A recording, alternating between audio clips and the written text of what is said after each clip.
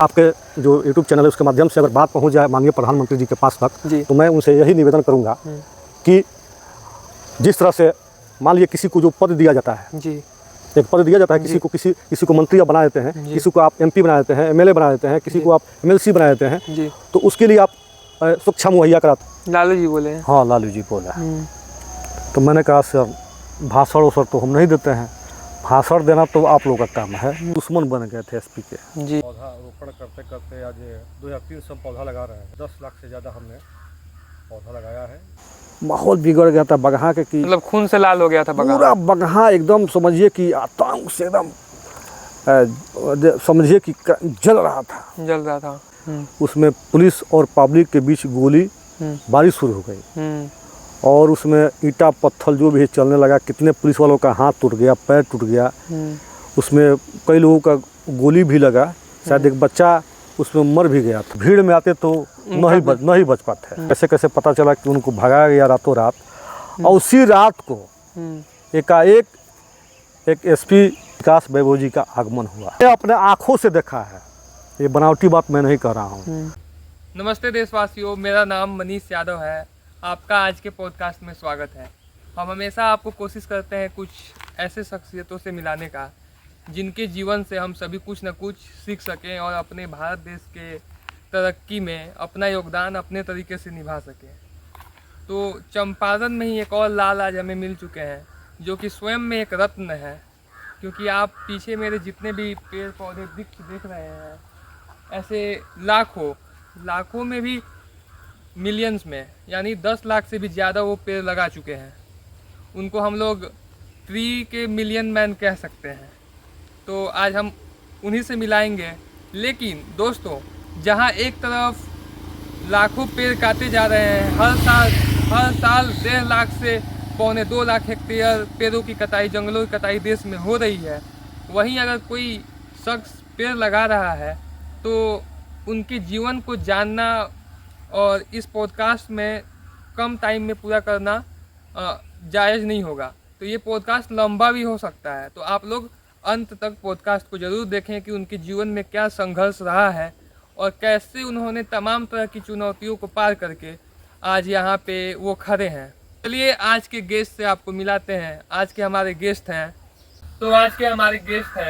श्रीमान गजेंद्र यादव जी। सर, अपने बारे में हमारे दर्शकों को कुछ बताइए। मेरा नाम गजेंद्र यादव है। मैं यही, मेरा गांव है पीपरा और मेरा नज़दीकी शहर हुआ बगहा, जिला पश्चिम चंपारण का निवासी हूँ। सर, यहाँ पे जितने भी आप पेड़ पौधे देख रहे हैं और जितने भी मेरे दर्शक देख रहे हैं, तो मुझे सोशल मीडिया के जरिए पता चला कि ये जितने भी पेड़ पौधे हैं सब आपने ही लगाए हैं। तो इसकी शुरुआत कब हुई सर? इसकी शुरुआत जो है 2003 में हुई और 2003 से लगातार हम पौधरोपण कर रहे हैं जी। और पौधरोपण करते शुरुआती समय में काफ़ी कठिनाइयों का सामना करना पड़ा जी।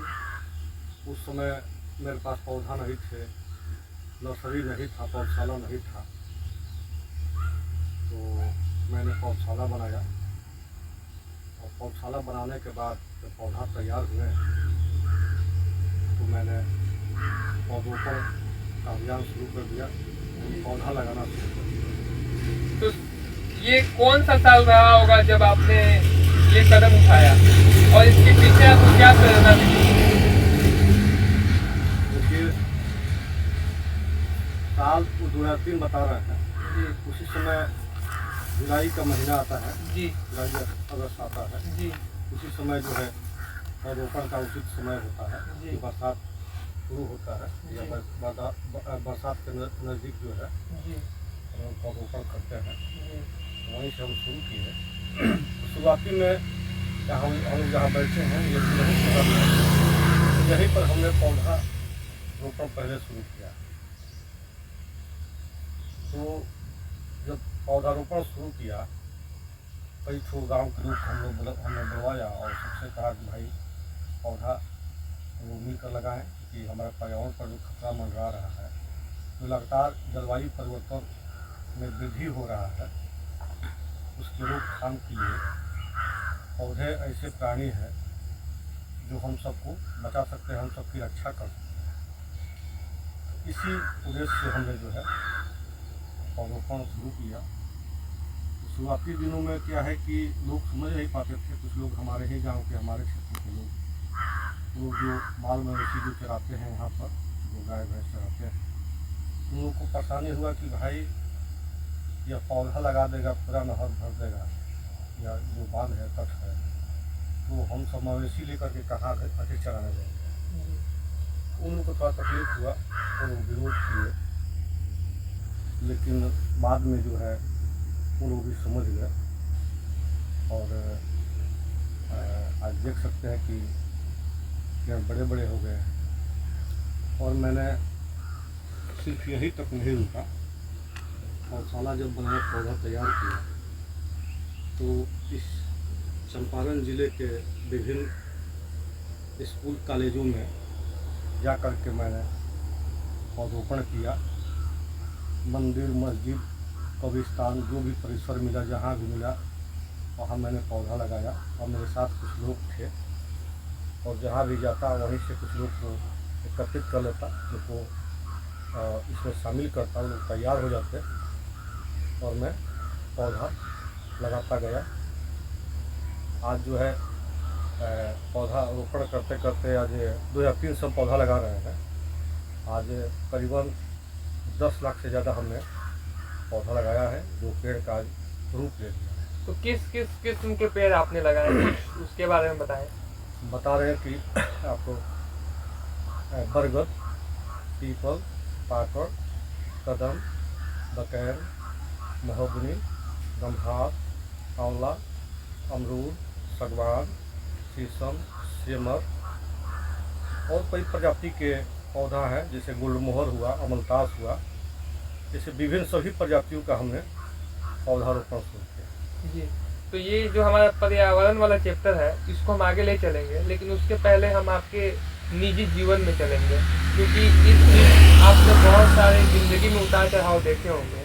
तो मैं चाहूँगा आप अपने जन्म के समय से कुछ अपने बारे में बातें बताएं, जिससे कि दर्शक जान पाएँ कि आपने कितने संघर्षों के बाद आपने ये सारी चीज़ें करी हैं। देखिए, जन्म के समय से तक कोई कुछ अपना जीवन नहीं बता सकता, क्योंकि उस समय का याद नहीं रहता है। लेकिन जब से होश आता है, आदमी जब से होश संभालता है, जब से यादाश्त आता है, तब से जो घटनाएं घटी है हमारे जीवन में, जो मैंने संघर्षों को झेला है, वो मैं आपको बता रहा हूँ। कि मेरे बाबा जी थे, बहुत महान व्यक्ति थे, समाज में उनका बहुत मान प्रतिष्ठा था, अपने समय के, अपने जीवन के सफल व्यक्ति थे। तो काफ़ी मैंने संपन्न थे, जमीन तो उतना नहीं था आज में, और अपने मेंटेन के लिए काफ़ी ठीक। और मेरे बाबूजी 5 भाई, तो 5 भाई में मेरे बाबूजी और मेरे बड़े बाबूजी, मेरे बाबूजी माझिल थे जी, और मेरे बड़े बाबूजी और मेरे बाबूजी, ये दोनों लोग मुख्य बधिर थे। तो जिसमें मेरे बड़े बाबूजी हैं, और मेरे बाबूजी जो है देहांत कर गए, नहीं है। 1999 में जो है एक पैसेंजर एक चला करता था गोरखपुर से आपको मुजफ्फरपुर के लिए, और उसी समय 99 में एरोप्लेन जो है, जहाज़ जो लड़ाकू विमान जो होता है, उसमें काफ़ी आवाज़ होता है, कुछ नज़दीकी कुछ ज़मीन के ही नज़दीक से गुजर रहा था, काफ़ी तड़तड़ाहट का आवाज़ था। और जैसे बता रहे हैं कि आपको कि मुख्य बधिर के कान से उनको सुनाई नहीं देता था। दूर से गेटमैन ने देखे और चिल्ला रहे थे, लेकिन अब उनको सुनाई नहीं दिया। फिर उनसे ठोकर लग गई और वो नहीं रहे। और उसके बाद मेरे एक और चाचा थे, मेरे बाबूजी से छोटे, वो भी जो है उनको कुछ बीमारी हुआ, इस बीमारी का मेरे बाबूजी और 2 चाचा लोग हैं। तो आपके जीवन में, जैसे कि आपने बताया कि आपने पिताजी को बहुत कम उम्र में ही खो दिया, तो क्या इससे आपके शिक्षा पे और आपके पारिवारिक जीवन में भी संघर्ष का सामना करना पड़ा? देखिए, जिस व्यक्ति के ऊपर से अपने पिता का साया उठ जाए उसके जीवन में जो है काफ़ी परेशानियाँ और तकलीफ तो होती है, वैसे हमको भी करना पड़ा। और उनके चले जाने के बाद मेरे 2 छोटे भाई हैं, उनसे 2 छोटे भाई, एक बहन थी, हमारे बाद एक बहन थी, बहन के बाद 2 छोटे भाई, हम 3 भाई और एक बहन थी। तो उनके चले जाने के बाद जो है बहन थी, तो अब उसके बाद जो है सब लोगों ने कहा भाई शादी करने की उम्र होता है, क्योंकि हम लोग में जो है खास करके गाँव में छोटी उम्र में लोग शादी जो है कर देते हैं। जिम्मेदारी हमारे ऊपर आ गया। उसके बाद बहन का शादी किया। बहन के शादी करने के बाद जो है मेरे 2 छोटे भाई थे, उनके जीवन का निर्णय लेने का समय था, उनको क्या कैसे क्या किया जाए कि लोग बढ़ सके, आगे बढ़ सके। तो रिश्तेदार वो लोग थे, सब लोग कहे कि भाई कि अब तुम एक काम करो, बैल ये है, एक टायर गाड़ी खरीद लो और अपना खेती बाड़ी में लग जाओ, गन्ना उन्ना अपना जो है करना, और छोटे भाई है तुम्हारे हेल्प करेंगे, तो चारा वारा ये सब लाने की व्यवस्था करेंगे, खेती में तुम्हारा हाथ बटाएंगे, मदद करेंगे, हो जाएगा। लेकिन जो है मैंने विचार किया, सोचा, 2-4 दिन इसी तरह सोचा कि भाई जब ये अभी इन सबको घर के काम में लगा दूंगा तो ये पढ़ नहीं पाएंगे,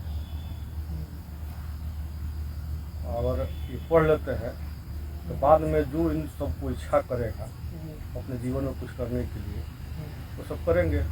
और कोई मान लीजिए नौकरी या कोई व्यवसाय, कोई बिजनेस, कुछ ऐसे कार्य जो है जो बिना बगैर पढ़ाई के नहीं हो सकते हैं, और इन सबके जीवन में अगर ऐसी बात आएगी तो पछताएंगे, हाथ मलेंगे कि भाई हमने भी पढ़ने पाया। और इस नाते जो है हमने इसी सोच के चलते हमने जो है बगहा एक बढ़िया स्कूल था, उसमें प्राइवेट स्कूल था, और उसी में सबको दाखिला करवाए। उस समय चूँकि बड़े नहीं थे, बड़ा साइकिल चला नहीं सकते थे दोनों भाई, तो गए हम पड़रौना, यहाँ बगहा में साइकिल उस समय नहीं मिली, पड़रौना गए, वहाँ जो है जा करके 20 इंची वाला साइकिल खरीद चलाए और दोनों वहीं से पढ़ने लगे। तो क्या आप इस दौरान अपना पढ़ाई जारी रख रहे थे या आप कोई कार्य कर रहे थे? क्योंकि स्कूल का फीस भी देना ये तो आपके लिए बहुत बड़ी जिम्मेदारी बन गई होगी। तो अपना पढ़ाई तो हमारा पढ़ाई तो बंद हो गया था। अपने पढ़ाई का मैं बात बता रहा हूँ। बचपन में क्या है कि अब शुरू से मैं बता रहा हूँ, देखिए मैं 5वीं क्लास तक पढ़ा हूँ, और 5वीं क्लास पूरा करने के लिए हमको कहाँ पढ़ना पड़ा है। एक सहवा गांव है, हमारे पिपरा और सहवा गांव के बीच में एक सरे है, जिसको सरे सिवान हम लोग कहते हैं, जमनहिया सरे है, तो वहीं पर स्कूल था। और मेरी बुआ की लड़की जो है वो सब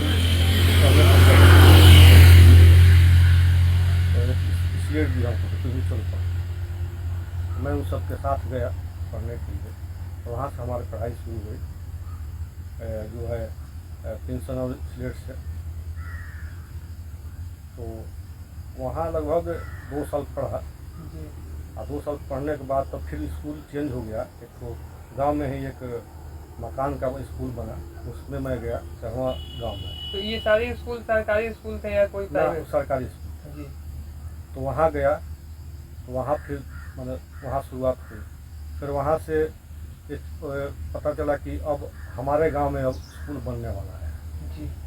स्कूल बनने वाला है तो बच्चे पढ़ेंगे। तो तब तक के लिए क्या हुआ कि एक जैसे माल मवेशी बांधने के लिए लोग घर बनाते हैं, खाली उससे बनने पड़ता है। जी। उसी में जो है पढ़ाई शुरू हुआ। तो दो शिक्षक लोग थे, वही लोग आते थे पढ़ाने के लिए। तो हम लोग अपने गांव से, घर से, जिनके घर कुर्सी था लकड़ी पड़ी का, प्लास्टिक का नहीं चलता था, तो हम लोग जाते थे कि अब मार साहब आ गए हैं, अब जा करके कुर्सी हम लोग लाते थे, माथे पर रख करके ऐसे करते करते से मिल करके और रखते थे, और मार साहब आते थे तो वो पढ़ाते थे। उसके बाद से गांव में एक स्कूल के ज़मीन को लेकर के एक राजनीति छिड़ गया है हमारे गांव में कि भाई एक ऐसा जगह हो जो है अस्थायी पक्की स्कूल बन सके। एक ज़मीन था, और वहीं पर गांव जो है दो भाग में बट गया, दो भागों में बट गया। और लोग जो है एक तरफ लोग कहने लगे कि वहाँ स्कूल बनेगा, एक तरफ के लोग कह रहे थे कि नहीं वो हमारा ज़मीन है नहीं बनेगा। लेकिन ज़बरदस्ती जो है बहुत सारी विवादें हुई, झगड़ा हुई। उस समय वहाँ गोलियाँ भी चली। गोलियाँ भी चली। ये कब का बात है? 90 के दशक रहा होगा। आपसी गाँव में जो है संघर्ष में गोली चली, लेकिन यही हुआ कि किसी का जान नहीं गया। मतलब ये वर्ष कौन सा रहा होगा लगभग? हम बता रहे हैं 90 से पहले की बात है। मुझको लगता है 88 या 87 87-88 की बात सही होगी। लेकिन वहाँ स्कूल बना, खुद का नहीं बना, मकान नहीं बना। तो फिर हम लोग वहाँ गए जी। तो इस बीच में मैं एक चीज़ पूछना चाहूँगा, जैसे आपने बताया गोलियाँ भी चली, तो गोलियाँ मतलब कौन से लोग चलाए? कुछ मतलब बड़े लोग थे वो चलाए कि ज़मीन नहीं देना है, या सरकारी ज़मीन थी उसको कब्जाने के लिए क्या क्या चाह रहा है? एक पक्ष जो नहीं चाह रहा था कि स्कूल बने, वहाँ पर जो ज़मीन था, क्योंकि वो ज़मीन एक स्थान के नाम से है, जो गांव के एक परम बाबा डी बाबा लोग होते जी मतलब धार्मिक। हाँ, तो डी बाबा का स्थान था, उसके बगल में एक सर्वे पॉइंट का ज़मीन है, उसी पर स्कूल को जो है बनाने के जिक्र चल रहा था। एक पक्ष कह रहा था कि ना वहाँ नहीं बनेगा, कोई और विकल्प मैंने देखा जाए। तो उसी को लेकर के जो है गोली चला। हम लोग तो दर्शक थे, देख रहे हैं, छोटे छोटे थे। एक कुआं था पुराना, तो नहीं है, वहीं पर हम लोग बैठ के देख रहे थे। तो हुआ वहाँ भी मैंने स्कूल बना। उसके बाद हम लोग वहीं पढ़ना शुरू किए।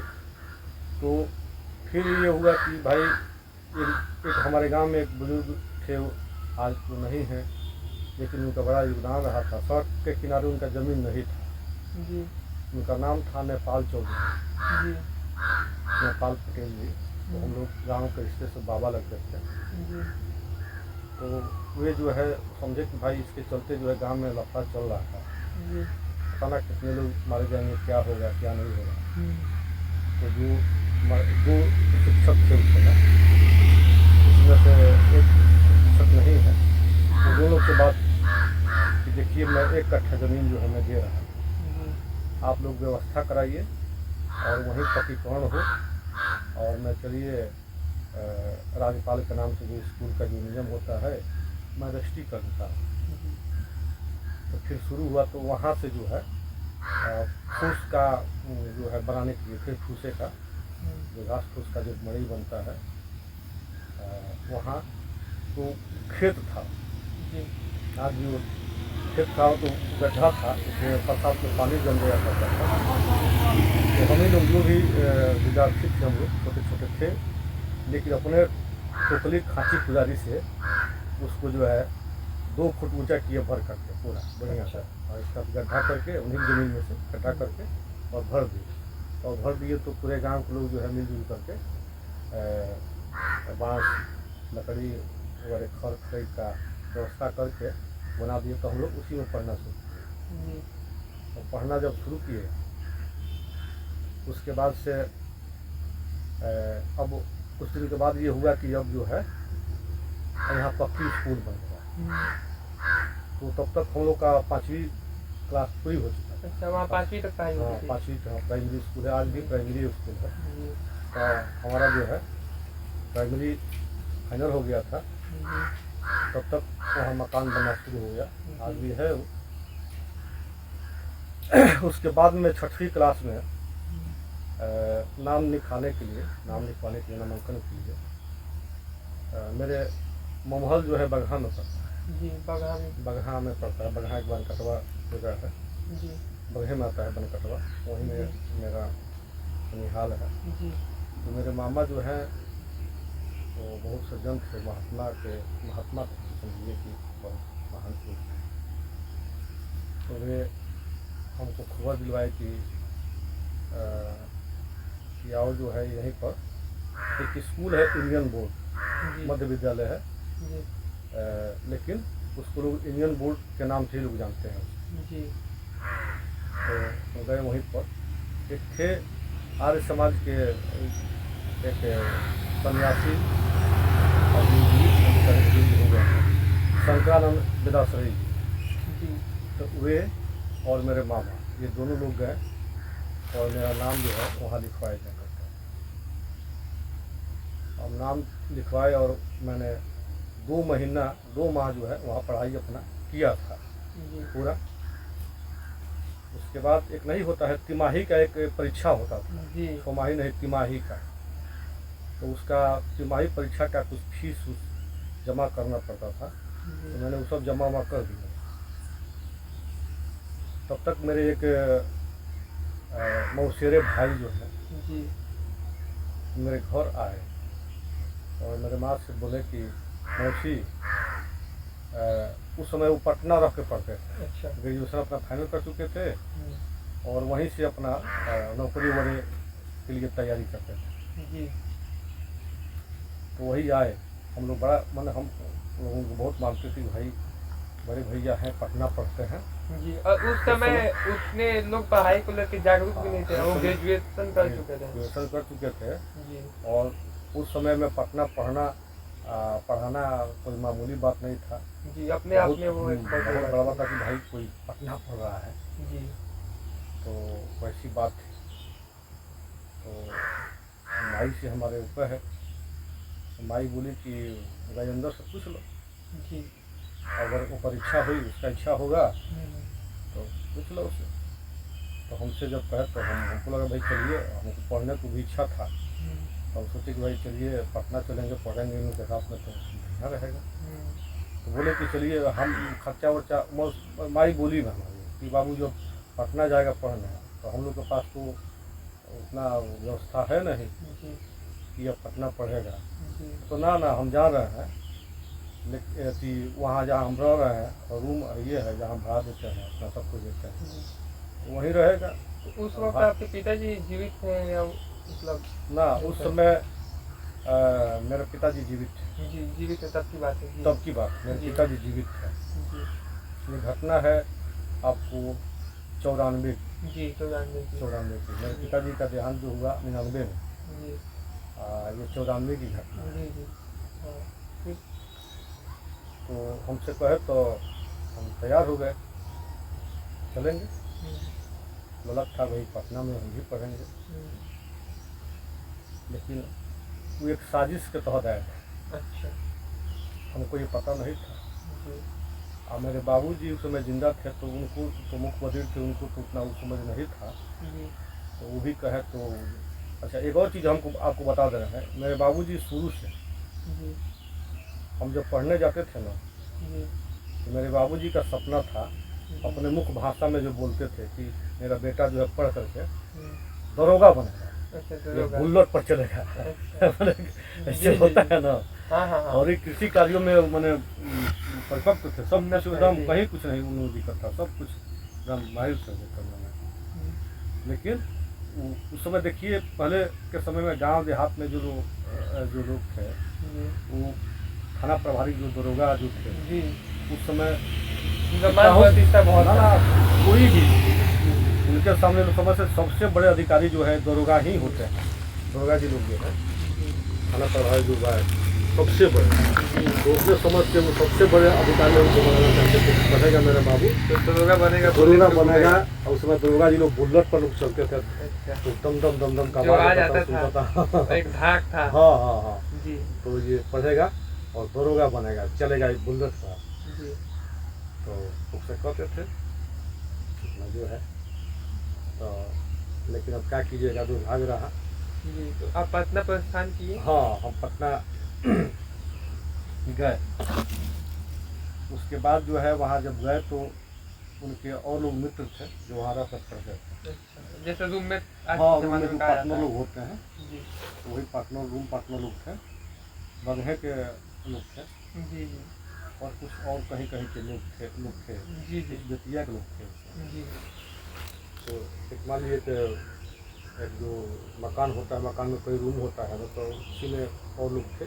जी जी। तो हम जब गए वहाँ पर तो वो लोग पूछे इनसे जी कि अरे ये कौन लड़का को लाया है, ये कहाँ का है। और उस टाइम आप युवा थे, बच्चे थे, तो हमारा जो है सवाल लाजमी है। हाँ, अभी जो है इस समय दाढ़ी मूछ जो है जी हमारा नहीं था। अभी अभी ये इसको पाम बोलते हैं, पाम आना हाँ भी आया नहीं था, जी उस अवस्था की बात है। तो हाफ पैंट, हाफ शॉर्ट,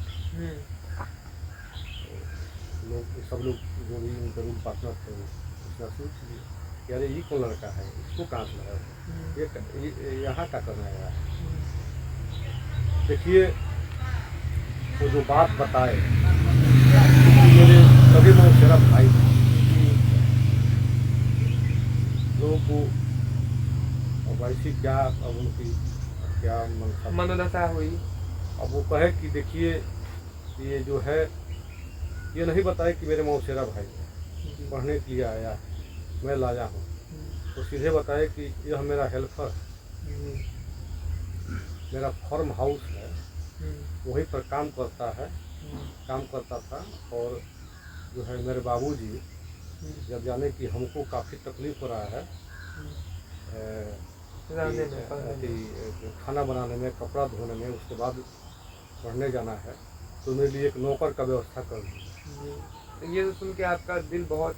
हाँ, तो मान लीजिए जो सगे मौसेरा भाई कोई अगर कहे कि ये मेरा भाई नहीं है, ये मैं नौकर लाया हूँ, और वो बोले कि मेरे फार्म हाउस से इसको लाया हूँ, वहीं पर पहले काम करता था, और मेरे ही जाति का है, छुआछूत का भी डर नहीं है कि छुआछूत होगा, मेरे ही जाति का है, और यहीं रह करके जो है अब हमारा कपड़ा उपड़ा धोएगा, बर्तन मासेगा, और तुम लोग भी है, इससे अगर जरूरत पड़ेगा तो तुम लोग भी अपना बर्तन मजवा लेना और कपड़ा उपड़ा धोवा लेना। और इसको हम लोग तो तनख्वाह को हो गया है, बात हो गया है।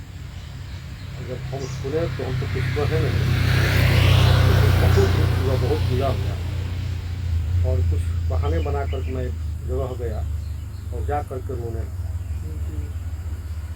क्योंकि पटना में पहली बार गया था और वहाँ तो लगा नहीं, अब इसके साथ गया था, इसके बलबूते पर, जिनके सहारे पर वो मेरे सगे मौसेरे भाई होते हुए जब हमको उन्होंने नौकर का, हेल्पर कहा, काम करने वाले मेरे फार्म हाउस पर ये काम करता था, मेरे बाबूजी भेजे, तो काफ़ी तकलीफ हुआ, बहुत हो गया। और फिर जो है उसमें से एक आदमी बोला कि भाई कहाँ गया लड़का, मैं आवाज़ सुना तुरंत आया, और जो आँख उठवा रहा था उसको कोशिश करते हुए हमें धो करके फिर आया मैं वहाँ पर।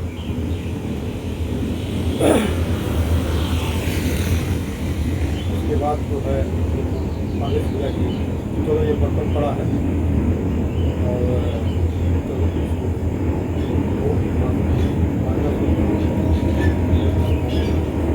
घर जो है अपने घर पे अभी अपना जूठा बर्तन लेके कि गाँव घर में अपने जो माता होती है, माँ होती है,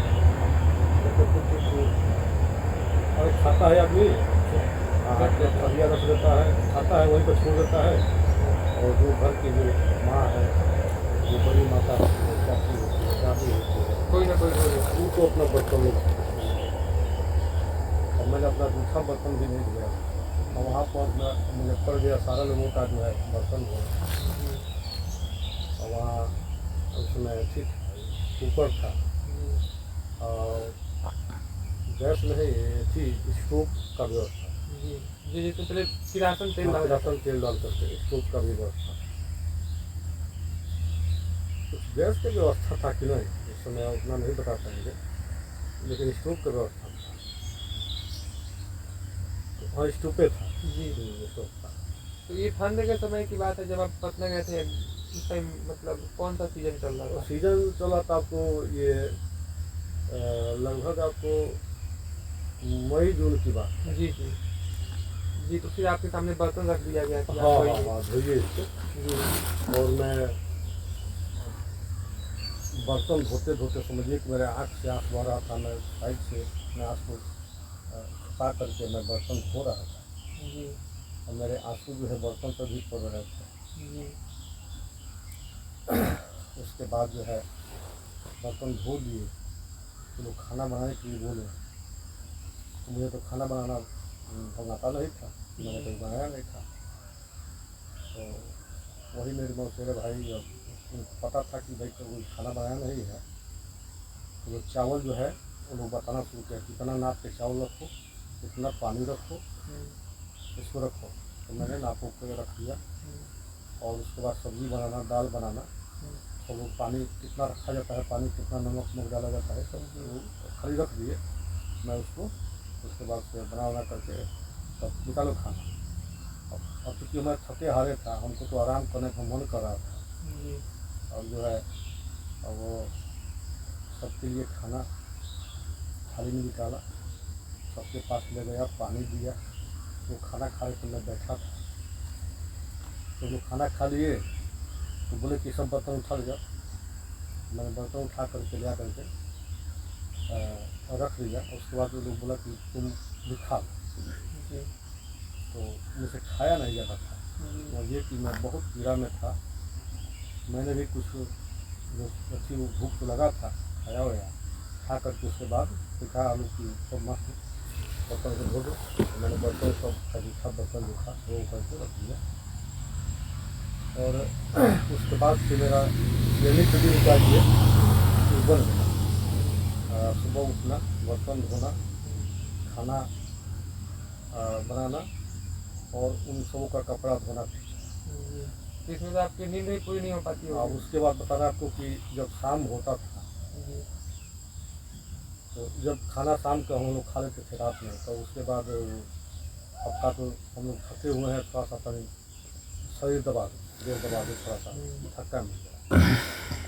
उठने का समय था उस समय, उनको जो है और पूरा देह जो है शरीर जो है उनका दबाते दबाते शरीर को जो है मेरे झटकिया गिर जाते थे।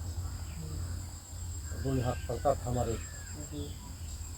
मैं उठ करके फिर संभलता था, फिर जाता था अपना जो है मुँह जो है आँखें जो है पानी से छींटा मार कर धो करके थोड़ा सा फ्रेश करता था, फिर आकर के जो है पैर दबाता था। 12 बजे 2 बजे 3 बजे जो है हमको सोने का मौका मिलता था, सो नहीं पाता था। और क्या करिएगा, फिर हमको सुबह उठना पड़ता था, फिर बर्तन धोना, पढ़ाई तो वहाँ कौन पूछता है, बस यही काम करना शुरू किया। इतना क्या कहिएगा कि बर्तन धोते और कपड़ा खींचते हमको जो है पूरा हाथ जो है सड़ गया था, हाथ पाँव पूरा सड़ गया था। सरसों का तेल था, ये पूरा फफाता था, मैंने दर्द करता था ये पूरा जो है पूरा पैर का। तो अब हम गांव में देखे थे कि जो धान की रोपाई होती थी ना, तो उस समय लोग जब खेती में जो लोग महिला लोग जो काम करते थे, तो हाथ पाँव जब फड़े तो सरसों को तेल लगा करके ऐसे सेकती थी। तो मैं देखा था, तो वही जो मैं सरसों का तेल लगा करके थोड़ा सा गर्म करके उसमें सूख देता था। वहाँ तो कोई व्यवस्था था नहीं, गर्म करके इसमें लगा लेता था हाथ पाँव में, कुछ राहत मिलता था। लेकिन क्या उससे राहत नहीं मिला, लगातार पानी में जो है रहना है। हाँ। तो ये सिलसिला कितने टाइम तक चला? वो हम 5 महीना रहा, 5 महीना रहा। उसके बाद मकान मालिक थे, कुछ बना नहीं, झगड़ा हो गया, तब जो है हमको घर लाया गया। हम घर आए, पढ़ाई तो छोटी थी मोबाइल से अपना जो है आप पीटी सुनाने लगे हैं। हाँ सब कुछ बताए, सब लोग सुन के अब काफ़ी मूवी होने लगी, भाई मेरे बेटा के साथ ऐसा हुआ है। कुछ कहा नहीं गया, हम लोग अपने घर पर रह गए। उसके बाद से बाबूजी के साथ जो है खेती में जो है हाथ बटाने लगे। तो बाबूजी जीवित थे, खेती में हाथ बटाने लगे। तो मेरे बाबा जो थे, आज के समय में बाबा को लोग दादाजी कहते हैं, बाबूजी को लोग पापा कहते हैं, बाबूजी कहते थे। और ये काम जो है जमीन काम के साथ जो है जो फसल उसमें हमारा हुआ करते हैं, जो जैसे करके हो गया तक बोलिए अपनी। तो 5 कट्ठा जमीन था, 5 कट्ठा जमीन था। तो उस समय हमारे 5 कट्ठा जमीन से 3 भाई थे, बहन थी, बाबूजी, माई, हमारे नाते रिश्तेदार लोग बाग जो भी है आना जाना। तो 5 कट्ठा जमीन से अनुज्ञा करके उससे बहुत पसंद है। उस टाइम उपज भी उतनी नहीं होती थी।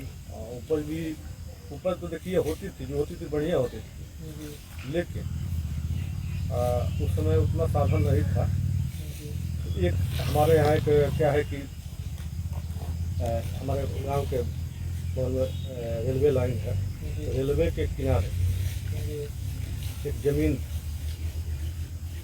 जो हरहा नदी है उसके किनारे वो ज़मीन था। तो हमारे बाबूजी उसको कुदाल से बराबर करने लगे। तो कुदाल से बराबर करने लगे तो मैं भी उनके साथ लग गया कुदाल लेकर के। काफ़ी गड्ढा गुड्ढी था बहुत ज़्यादा। कुदाल से लगभग धीरे धीरे 4-5 माह जो है 4-5 माह जो है हम दोनों आदमी मिल कर कुदाल चलाए और उसको बराबर किए। बराबर करने के बाद वो कुछ खेती लायक ज़मीन बन गई। लगभग ज़मीन था 6 से 7 कट्ठा जमीन। जब धान हुआ तीसरे साल उस समय हुआ, उसमें आधा अधूरा भी कुछ गला था।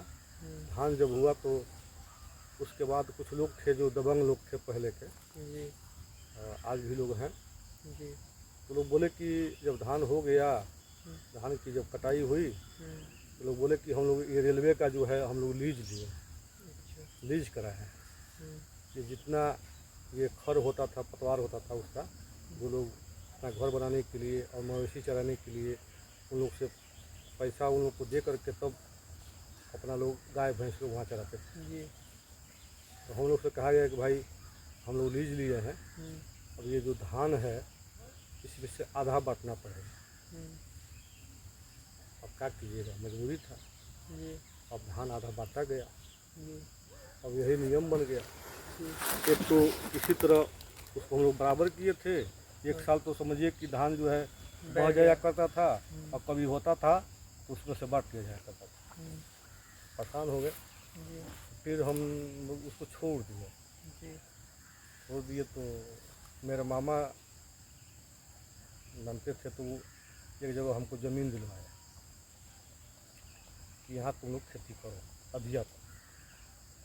तो खेती शुरू किए, उसमें गन्ना का बुआई किए, धान वगैरह शुरू हुआ अधिया पर। तो स्थिति कुछ ठीक हुआ। उसके बाद में जो है यही करते होते मेरे जीवन का जो है ये चलता रहा। उसके बाद जो है 99 में मेरे बाबूजी एक्सपायर कर गए। गन्ना का बुआई हुआ था, गन्ना था। उसके बाद में मैंने अपने बहन का जो है शादी किया। शादी करने के बाद यही निर्णय हुआ कि अब भाइयों को पढ़ाने का, जो मैं पहले आपको बताया था, वही बात है। तो अब जब इन लोग को पढ़ाई में हम लगा दिए, पढ़ना वढ़ना शुरू जब कर दिया तो हम अपना गेड़ा घास खेती बाड़ी जो भी है सब काम में हम लग गए। भैंस को घास लाना, छाती लाना, घेरा लाना या गन्ना बोना तैयार करना, सब कुछ जो है मैं करने लगा। धीरे धीरे जो है उस समय शुरुआत में मेरे बाबूजी जब गुजरे न तो मुझे बहुत पीड़ा हुआ। मैं सोचा कि भाई जीवन में कुछ है ना। उस समय बहुत मुझे पीड़ा हुआ सदमा और लगा। मुझे लगा कि दुनिया में कुछ नहीं है। तो मैं एक जो है काफ़ी उस समय से साधु संतों के बीच मैंने जाने लगे हम। कहीं कहीं कहीं कहीं जाने लगे, उठने लगे, बैठने लगे। और रेडियो हम रखते थे, रेडियो बराबर रेडियो सुना करते थे। रेडियो में जो है ये बराबर कुछ ना कुछ मोटिवेशन का जो अच्छे लोग कार्य करते थे उनको लोग बुलाए। विविध भारती का जमाना था। विविध भारती अक्सर मैं विविध भारती ही सुना करता था। उस समय 9:15 से एक न्यूज़ आया करता था। न्यूज़ हम लोग सुनते थे। उसके बाद विविध भारती वगैरह जो भी है हम लोग सुनते थे। मैं एक बार क्या है कि उस समय बीमार पड़ गया। बीमार कैसे पड़ गया कि मैं कमाने के लिए मैं बाहर गया। अच्छा, मतलब आप इस बीच में कमाने के लिए बाहर भी गए थे? हम गए थे एक बार। उससे पहले हम बता रहे हैं आपको, एक बार तो हम गए थे, उससे पहले हम पंजाब कमाने के लिए। तो उस टाइम पिताजी थे तभी गए थे या पिताजी गुजरने के बाद गए थे? ना, उस समय पिताजी थे जी, तभी हम गए थे। जी जी, घर की आर्थिक स्थिति देखते हुए आप बाहर चले गए। पंजाब हम गए थे। जी पंजाब में एक फिरोजपुर शहर था। जी, फिरोजपुर के बगल में सटे एक जीरी मंडी एक शहर है। वहाँ एक मंडी था बहुत बड़ा। ये धान का जो मंडी होता है, धान गेहूँ का मंडी लगता है, बड़ा बड़ा मंडी होता है। तो एक आदमी था यहाँ पर,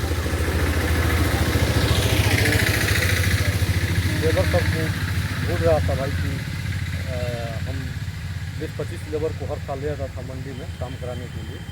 और वहाँ का वो चौधरी बन जाता था और ठेकेदार बन के जी, उसमें तो कुछ कमीशन मिलते होंगे। हाँ हाँ हाँ।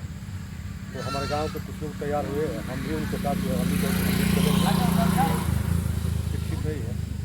तो मैं वहीं गया और गया तो देखा मंडी में भाई 24 घंटा काम।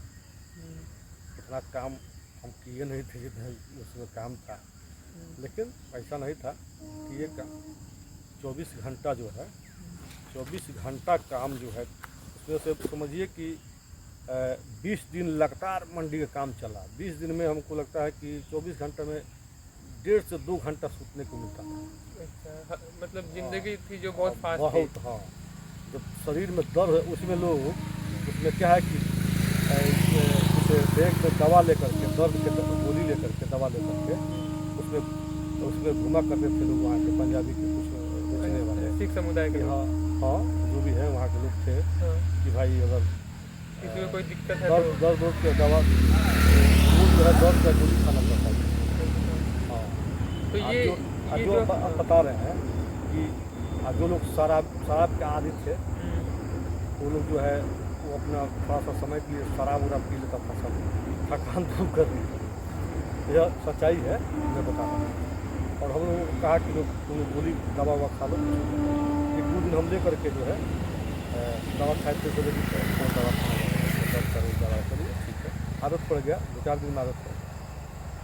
तो जब आप पंजाब से घर आए तो उस टाइम आपके घर का क्या माहौल था? घर का माहौल तो वही था जो हम देख करके गए थे। जी हाँ। 1.5 महीना तो हम वहाँ रुके ही थे, तो उतना दिन में क्या माहौल बनेगा बिगड़ेगा। तो उसके बाद हम फिर गए MP मध्य प्रदेश। अच्छा। कुछ काम के तलाश में गए हम। और मेरे गांव के एक आदमी और गए। और वहाँ गए तो लगभग 1 माह रहने के बाद मेरा थोड़ा तबीयत खराब हुआ। तबीयत खराब क्या हुआ कि मेरे पेट में दर्द हुआ। कुछ पानी उनी सूट नहीं कर रहा था। अच्छा। खान पान को लेकर कुछ गैस उस बना तो उसमें पेट में दर्द हुआ जी। तो वहाँ मध्य प्रदेश गए तो अथी जिला है वहाँ एक बालाघाट। जी। बालाघाट जिला में हम गए।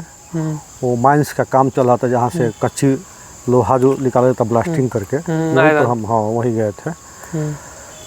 तो वो काफ़ी आदिवासी क्षेत्र था और वहाँ कोई हॉस्पिटल नहीं था उस तरह का। हम दिखाया तो एक आदमी से बोले, दर्द से हम परेशान थे, एक आदमी से बोले कि भाई कहीं पेट दर्द कर रहा है, थोड़ा दवा। तो गया लड़का तो लाया वो दवा। वो पता ना कैसा दवा था कि जब उसको खाए तो खाने के लगभग 3-4 मिनट के बाद मुझे बेचैनी शुरू हो गया। बेचैनी हो गया, गैस बनना, एकदम पूरा पसीना से मैं भीग गया और मेरा धड़कन बीपी जो है बढ़ गया। मैं घबराहट से एकदम जो है परेशान हो गया। उसके बाद में मैं पानी पीने लगा, बेचैनी हो गया हमको, भाई क्या हो गया हमको। अब उस समय अब वहाँ पर तो कोई था नहीं, कैसे कैसे हम भगवान की कृपा से हम बच गए। जिस तरह का वो दवा था वो, पेट में दर्द जो था कुछ आराम हुआ। उसके बाद में एक और कुछ देर के बाद एक आदमी आए, उनसे बोले हम, तो गैस उससे गोली लिया करके हमको दिए तो खाए। लेकिन उसके बाद से धीरे धीरे क्या है कि वो दवा का जो असर था ना, वो कभी रुक रुक करके जो है मुझे परेशान करने लगा। वो जो बीपी जो बढ़ा दिया था, वो धड़कन जो है। और मैं वहाँ से घर आया। अब घर आने के बाद दवा ववा कहीं कहीं कराने लगा। मैं सोचा कि घर जाऊँगा तो वहाँ कहीं ठीक हो जाऊँगा, अपने आप ठीक हो जाएगा। लेकिन कुछ आराम रहा, लेकिन फिर वो अपना असर दिखाना शुरू कर दिया। मैं कई जगह दिखाया, उसी क्रम में क्या है कि मैं इतना सुलस्त हो गया कि लगभग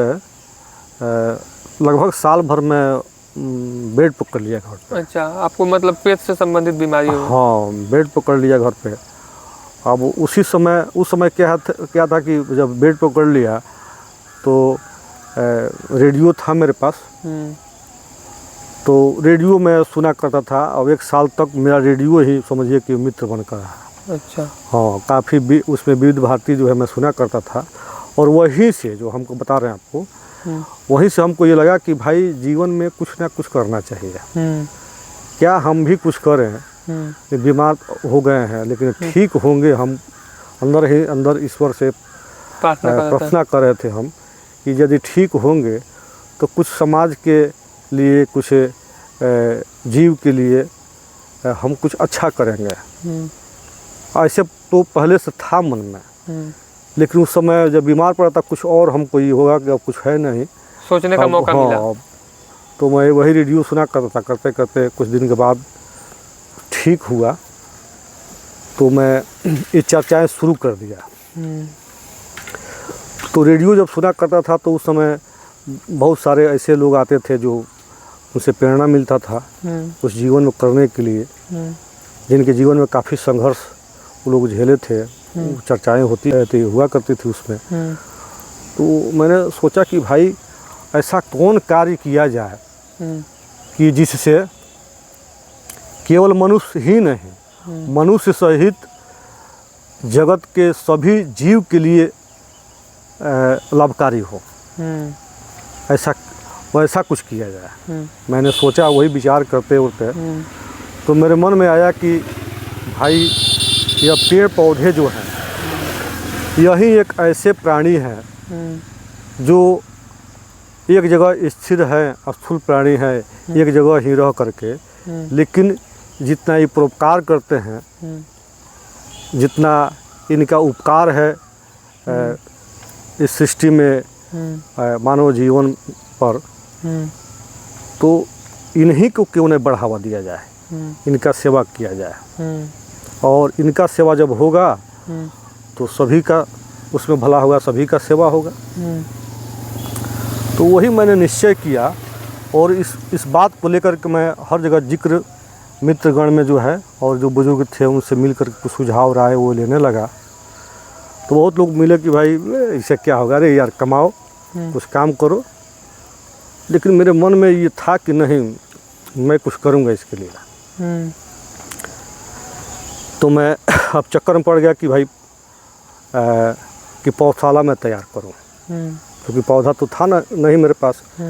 तो मैंने क्या किया, एक बुजुर्ग से भेंट किया। वो बताया कि देखिए बाबू, कहीं कहीं आप जाइए, दीवार में, पेड़ के नीचे कहीं कहीं पौधा ऐसे उगा होता है। मैं बराबर देखा करता था। तो वही जो है मैंने जगह जगह से पौधा कलेक्ट करना शुरू किया। दीवार में पुराना जो दीवारें होती है आज भी आप लोग देखे होंगे। जी जी जी। उसमें पीपर, पाकड़, बरगद, नीम वगैरह सब कुछ उसमें अपने आप जो है निकल जाता है। हाँ। उसको निकाल करके मैं एकत्रित करने लगा। एकत्रित कर करके उसको जहाँ तहाँ जैसे जहाँ जगह, जैसे ये नहर है, जहाँ हम लोग बैठे हैं, तिरहुत नहर है, इस बांध पर काफ़ी चौड़ा जगह है। यहाँ मैं रोप करके उसको चारों तरफ से एक झाड़ीदार कांटेदार जो है घेरा बना देता था। उसमें उसका सिंचाई करता था। ऐसे करते जो है मैं भरना शुरू किया। तो और मैं सोचा कि भाई ये ऐसे धीरे धीरे करने से पौधा ज़्यादा मात्रा में नहीं लग पाएगा। कुछ ऐसा किया जाए कि भाई अपना नर्सरी बनाया जाए, पौधशाला बनाया जाए। ये कब तक हम कलेक्ट करते रहेंगे पौधा कहाँ से। तो पैसा की भी दिक्कत थी, परेशानी थी। तो एक मेरा भाई है, फुफेरा भाई, उसका नाम है चंद्रशेखर। तो उससे हमारी काफ़ी जो है बचपन से वो मेरे साथ रहा है, उम्र में हमसे छोटा है। तो हमसे इस पर काफ़ी उससे बातें हुआ करते थे। तो उसने कहा कि भैया एक काम कीजिए, हम जो है कुछ व्यवस्था करते हैं। तो वो पैसा का व्यवस्था किया। उसमें क्या है कि ट्यूब खरीदना था। पौधा उगाने के लिए एक ट्यूब होता है, जिसमें बीज वो सब कुछ जो पौधा तैयार करने आप देखे होंगे नर्सरी, उसमें ट्यूब होता है। तो उस समय जो है 40,000 ट्यूब खरीदने के लिए वो पैसा की व्यवस्था किया। तो ठीक है। उसके बाद में हमारे पास भी कुछ व्यवस्था हुआ था। तो मैंने बीज जो है, ये जो हम गए मदनपुर में एक रेंज अफसर थे, उनसे मैं मिला और मैंने उनसे पूछा कि आप लोग जो एक छोटा सा वहाँ नर्सरी था, तो मैं वहाँ उनसे पूछा कि आप लोग कैसे कैसे ये पौधा तैयार करते हैं। तो बताए कि फलना जगह से हम बीज मंगाते हैं और इस क्राइटेरिया से, इस नियम से हम पौधा तैयार करते हैं। तो हम अपने बारे में बताएं तो बहुत खुश हुए। बहुत अच्छे व्यक्ति थे। उनका नाम था, आज रिटायर कर गए हैं, उनसे हमारी बातें कभी कभी होती है। उनका नाम था श्री सदन कुमार जी। बहुत नेक किसान थे। तो हमको काफ़ी गाइड किए, काफ़ी हमको राय दिए, बाबू ऐसे ऐसे पौधा को तैयार किया जाता है और मेरे नर्सरी में जो लोग काम करते हैं वो जा करके तुमको बता देंगे कि किस तरह से बीज को तैयार करना होता है, कैसे टीम में उसकी भराई होती है। जी जी। और कैसे पौधा उगते हैं, बड़े होते हैं। मतलब आपने सीखा वहाँ से? हाँ, तो वो हमको बताएं। तो वही उनसे मैं पूछा कि मैं बीज कहाँ से लाऊं। तो एक रांची में जो है वहीं से बताते थे कि हम कई जगह रेंजर रहे हैं, तो वहीं से हम बीज बराबर मंगाते हैं। तो हमको वहीं नंबर लगा करके उनसे बात कराए और जो है मैंने खाता द्वारा उनके अकाउंट में पैसा डाल दिया और जो बीज का जो हमने नाम भेजा उनको लिख करके भेजा उनको। वो उधर से वो आता है आपको रांची से बस डायरेक्ट बेतिया के लिए जी। तो बेतिया से बोले कि हम बेतिया तक भेज देंगे, हमारी गाड़ी वहाँ तक जाती है जी। और बेतिया से आप मंगवा लीजिएगा जी। मैं ठीक है, बेतिया जाएगा तो हमारे ज़िले में आ जाएगा, वहाँ से मंगवा लेंगे। तो बेतिया भेज देते थे हर साल और वहीं से हम पौधा मंगा लेते थी जो है बीज उसका मंगा लेते थे और नर्सरी शुरू किए। उस साल जो है 40,000 हमने पौधा तैयार किया। 40,000 जब पौधा हुआ एक गोटा, तो वो आए देखने के लिए, रेंजर साहब आए तो वो देखे, कहे कि बाबू तू तो हमसे बढ़िया तू नर्सरी किया है, पौधशाला तुम्हारा है। बहुत सराहना किए, अच्छा लगा हमको। तो हम जो है बोले कि और इसको तुम लोग इसके अगले साल तुम इसको और बढ़ाना। तो हम कहे ठीक है सर। तो मैं अब क्या किया कि अब निकला अब अपने ज़िला के विभिन्न स्कूलों के बीच वहाँ शिक्षक लोग से बात करके और जो परिसर, स्कूल के प्रांगण जो परिसर था, उनसे कहा कि सर यहाँ आपका आदेश हो तो मेरे पास पौधा है, मैं यहाँ रोपण इसका करना चाहता हूँ। क्योंकि हम जो है पर्यावरण के लिए कुछ हम करना चाहते हैं। तो जो लोग थे, अच्छे लोग थे, टीचर लोग कहे कि ठीक है लाइए। तो साइकिल पर लाद करके मैं पौधा ले जाया करता था, बोरा दोनों बगल कर करके बांध करके साइकिल से ले आ करके, और 4-5 लड़के और जाते थे, कुदाल से खुदाई करके हम लोग लगाते थे। इसी तरह करते करते जो है हम उधर धनहा, ठकराहा, पिपरासी नदी उस पार, उस समय पुल नहीं बना था। अच्छा, नाव के जो धनहा रतवल जो पुल था उस समय नहीं बना था। तो नाव के सहारे, और 3-4 बार तो हम टेलर ट्रैक्टर का व्यवस्था करके इधर पनियावा होते हुए तब हम गए उधर 10 दिन 20 दिन 1 महीना रह करके हर स्कूल में जो है सबसे मिलजुल करके। कुछ लोग तो ऐसे मिलते थे कि भाई आप क्या करते हैं, कहाँ से इसका व्यवस्था करते हैं, क्या कैसे होता है, आपको क्या कोई सरकारी आप सर्विस करते हैं, वन विभाग से आपको कोई तनख्वाह मिलता है, वेतन मिलता है, क्या आपको कोई मैंने सरकार से। तो ऐसी तो कुछ बात थी नहीं। तो मैं बताता था कि नहीं, देखिए मेरा इच्छा है कि पर्यावरण का मैं रक्षा करूं, और पर्यावरण का रक्षा तभी होगा जब ये पेड़ लगेंगे और पेड़ों की संख्या बढ़ेगी। मेरा यही उद्देश्य है, दूसरा कुछ ऐसा बात नहीं है। तो कई लोग मिलते कहते थे कि आज के ज़माने में कौन है कि फालतू का समय अपना व्यतीत करेगा, इस तरह से काम करेगा जी। तो बोलते थे सुनिए ठीक है मुझे मिलता ही है या नहीं मिलता है, उससे आपको क्या करना है। मैं तो आपसे कोई पैसा नहीं मांग रहा हूँ, आपसे सिर्फ यही कह रहा हूँ कि आपका प्रांगण खाली है, आपका परिसर खाली है, बच्चे जो हैं ये अगर छुट्टी होगा गर्मी के दिनों में तो इसके नीचे बैठेंगे, छाँव मिलेगा। तो कम से कम इसके नाते हम तो आपसे कुछ कह नहीं रहे हैं, ना पैसा आपसे मांग रहे हैं, तो आपको क्या परेशानी है, क्या दिक्कत है, हम कहाँ से लाए हैं, कैसे लाए हैं, अरे कोई बुराई तो इसमें है नहीं, अच्छा कार्य है, आप कहाँ शिक्षक हो करके आप जो है ऐसी बात कर रहे हैं। तो इसके साथ साथ आपको और किन किन लोगों का साथ मिला, मतलब इसमें कुछ ऑफिसर लोगों का या उसमें बता रहे हैं कि हम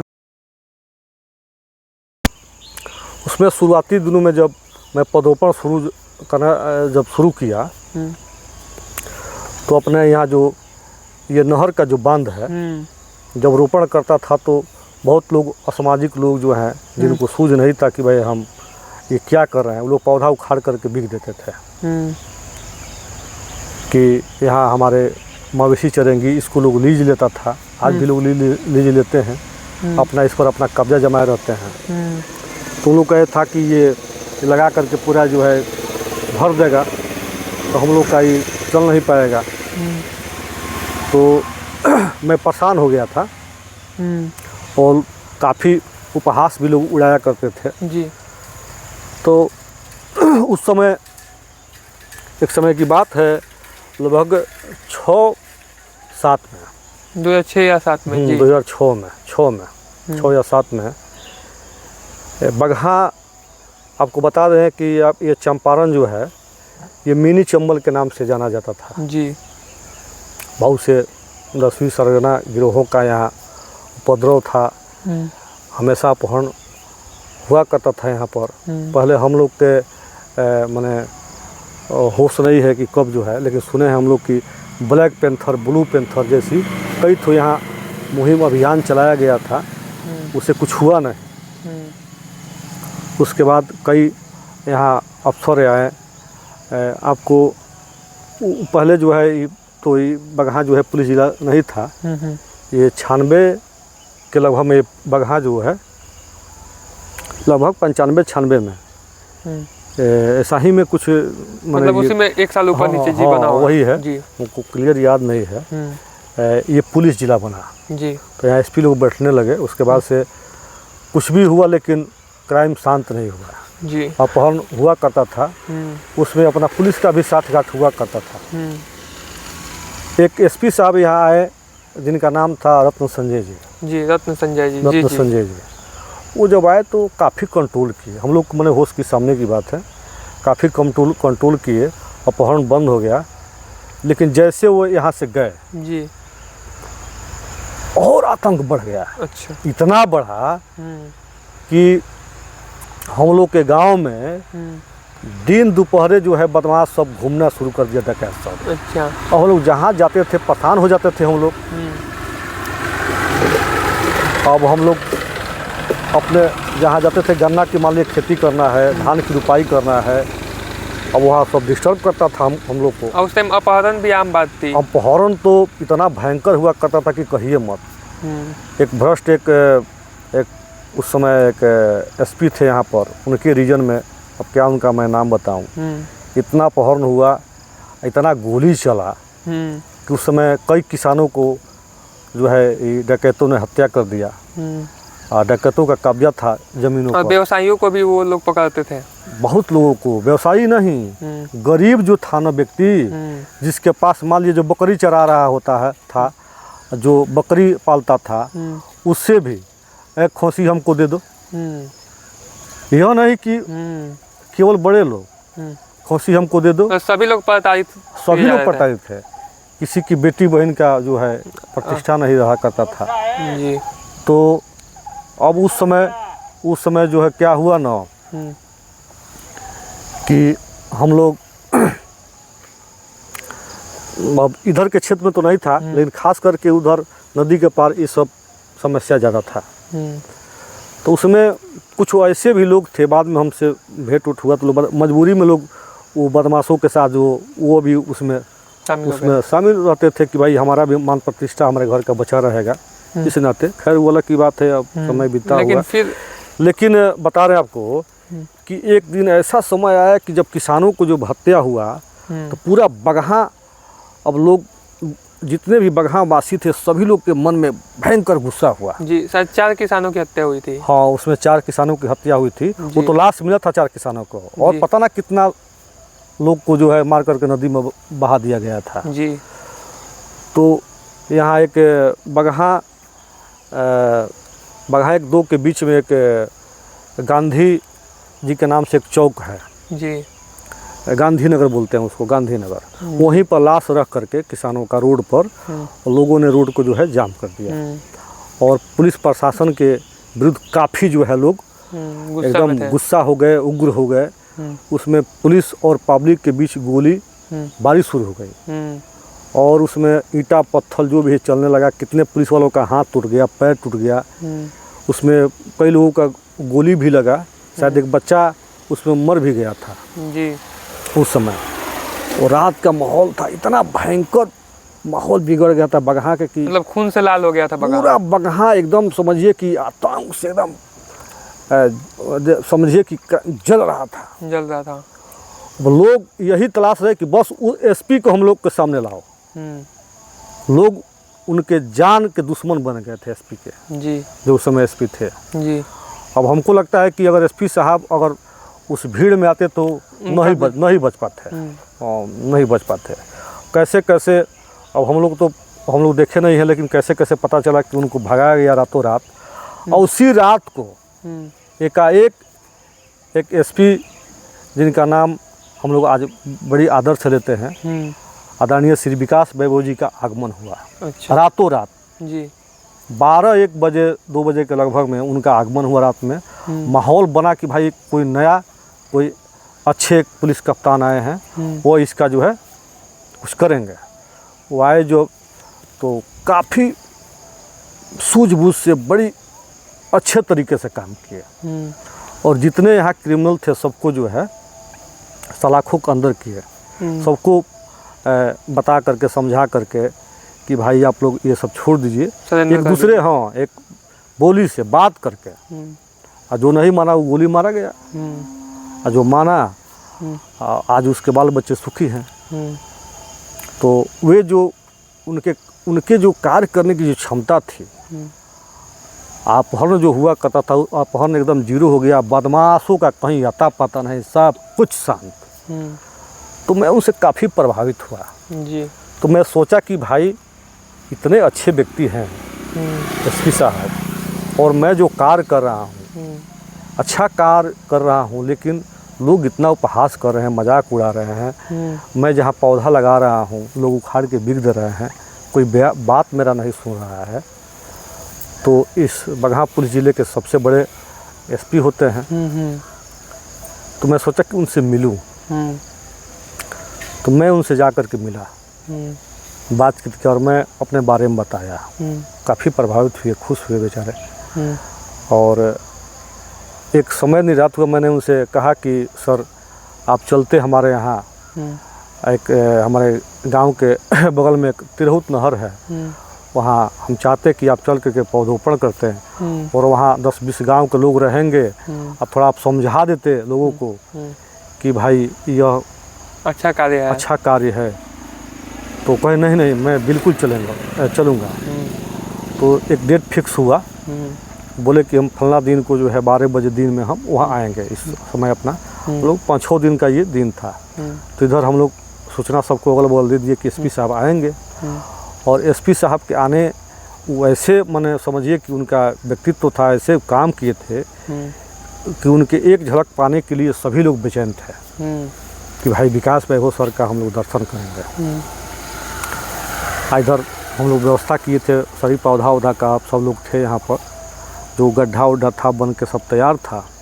जो समय बताए थे एकदम निश्चित समय से वो आए और सभी लोग के साथ मिल करके जो है पौधरोपण किए। आज उनका लगाया हुआ कई ठो पेड़ है और उनके प्रथम जो पेड़ लगाया गया एक आम का पेड़ उनके हाथों से आज भी है फल देता है। अच्छा, हाँ फल देता है।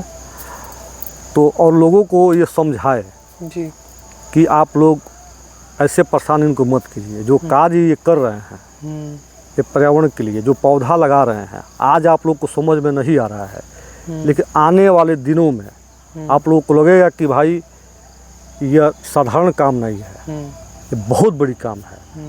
जिस तरह से वो बताए कि जिस तरह से धरती का तापमान बढ़ रहा है, जिस तरह से माने ग्लोबल वार्मिंग की जो समस्या उत्पन्न हो रही है, तो जो हिम पिघल रहा है लगातार, जो है जो क्लाइमेट में जो मौसम में परिवर्तनें हो रही हैं, यही पेड़ नहीं रहने के कारण हो रही है। आप लोग इस बात को समझिए।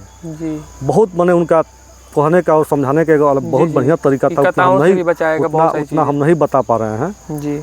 बहुत अच्छे से समझाए तो लोगों को लगा कि भाई आखिर ये पेड़ लगा रहा है, एक पेड़ के लिए एसपी साहब इतना तारीफ़ कर रहे हैं इसको और अच्छे बता रहे हैं। तो जो लोग समझदार थे तो समझ रहे थे पहले से ही, जो लोग जिन लोगों को समझ नहीं था उन लोग को लगा भाई एक पेड़ लगाने के लिए एसपी साहब आए हैं गांव में चल करके। इसका मतलब है कि यह पेड़ लगाना ये साधारण काम नहीं है। ये पेड़ कोई साधारण कार्य नहीं है। हाँ, ये पेड़ कोई साधारण जीव नहीं है, इनका रोपण जो है अनिवार्य है। तो लोगों को समझ में आया और तब लोग शांत हो गए, भाई ये पेड़ वो हम लोग नहीं उखाड़ेंगे।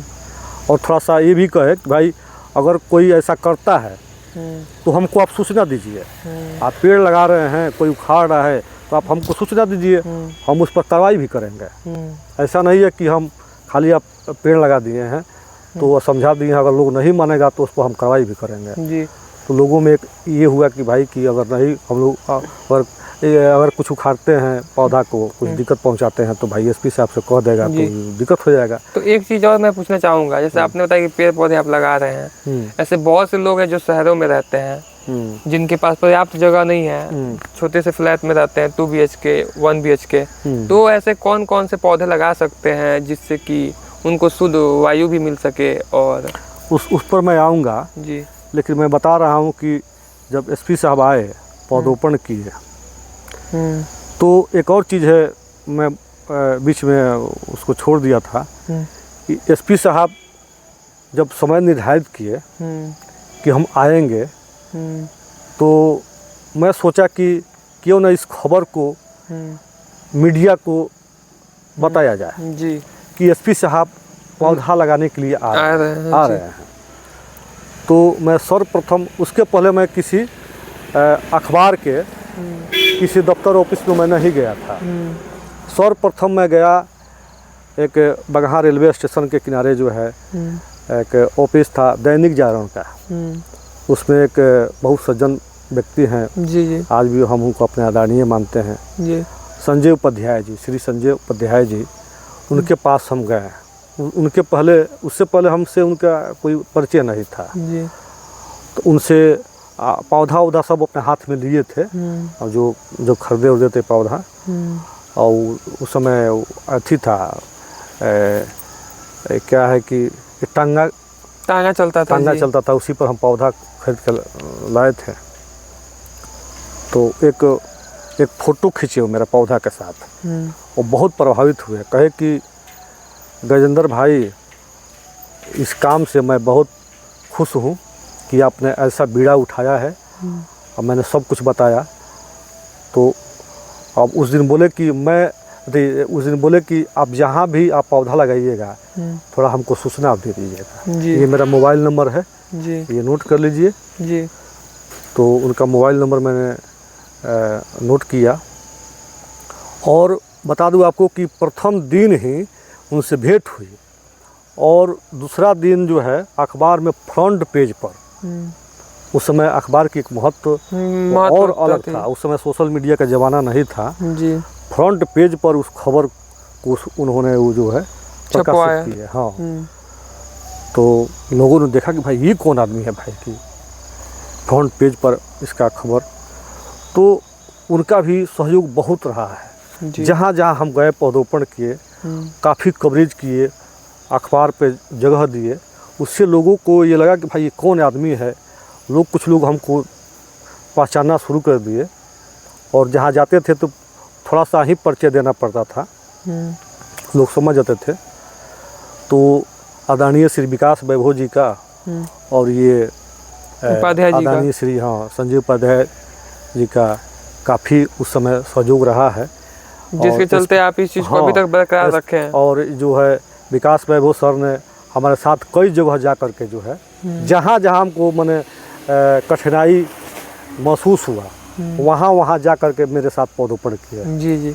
तो इसके बाद आपके मतलब आप जैसे कि अब युवा से अब आप और आगे जा रहे थे, तो घर वाले आपको शादी के लिए नहीं बोल रहे थे कि शादी कर लो, कि तुम दिन भर इन सब कार्यों में लगे रहते हो, या आपकी शादी हो गई थी? नहीं, शादी तो मेरी हुई नहीं है जी। अभी भी आपने नहीं किया है? ना, शादी हमने नहीं किया है जी। इसके पीछे क्या कारण है? इसके पीछे ही कारण है कि मैंने जब सोचा कि भाई जीवन में कुछ करना है तो कुछ चीज़ों का त्याग करना पड़ेगा, तो मैंने निश्चय किया कि अगर शादी मैं करूँगा तो यह सब जो सारी चीज़ें हैं जो मैं कर रहा हूँ, जो खुल करके जो मैं जिस पर समय दे रहा हूँ और देना चाहता हूँ, मैं नहीं दे पाऊँगा। परिवार के उलझनों में मैं फंस जाऊँगा। मैंने सोचा कि मेरे 2 छोटे भाई हैं, उन दोनों का मैं शादी करूँगा, ऐसा कोई बात नहीं है। ऐसा तो नहीं है कि इसे अपने देश में जनसंख्या की कमी है कि बढ़ाना है। तो मैंने तय किया कि इन पेड़ पौधों को अपना मित्र, अपना सखा, अपने घर के परिजन मानूंगा, और मैं बता दे रहा हूँ कि इन पेड़ों के साथ, इन पेड़ पौधों के साथ इतना हमको लगाव हो गया, आत्मीय लगाव हो गया है कि मैं एक दतवन तक तोड़ करके मैं नहीं करता हूँ। एक किसी हरे पेड़ का एक दतवन तक नहीं करता, ब्रश करता हूँ मैं।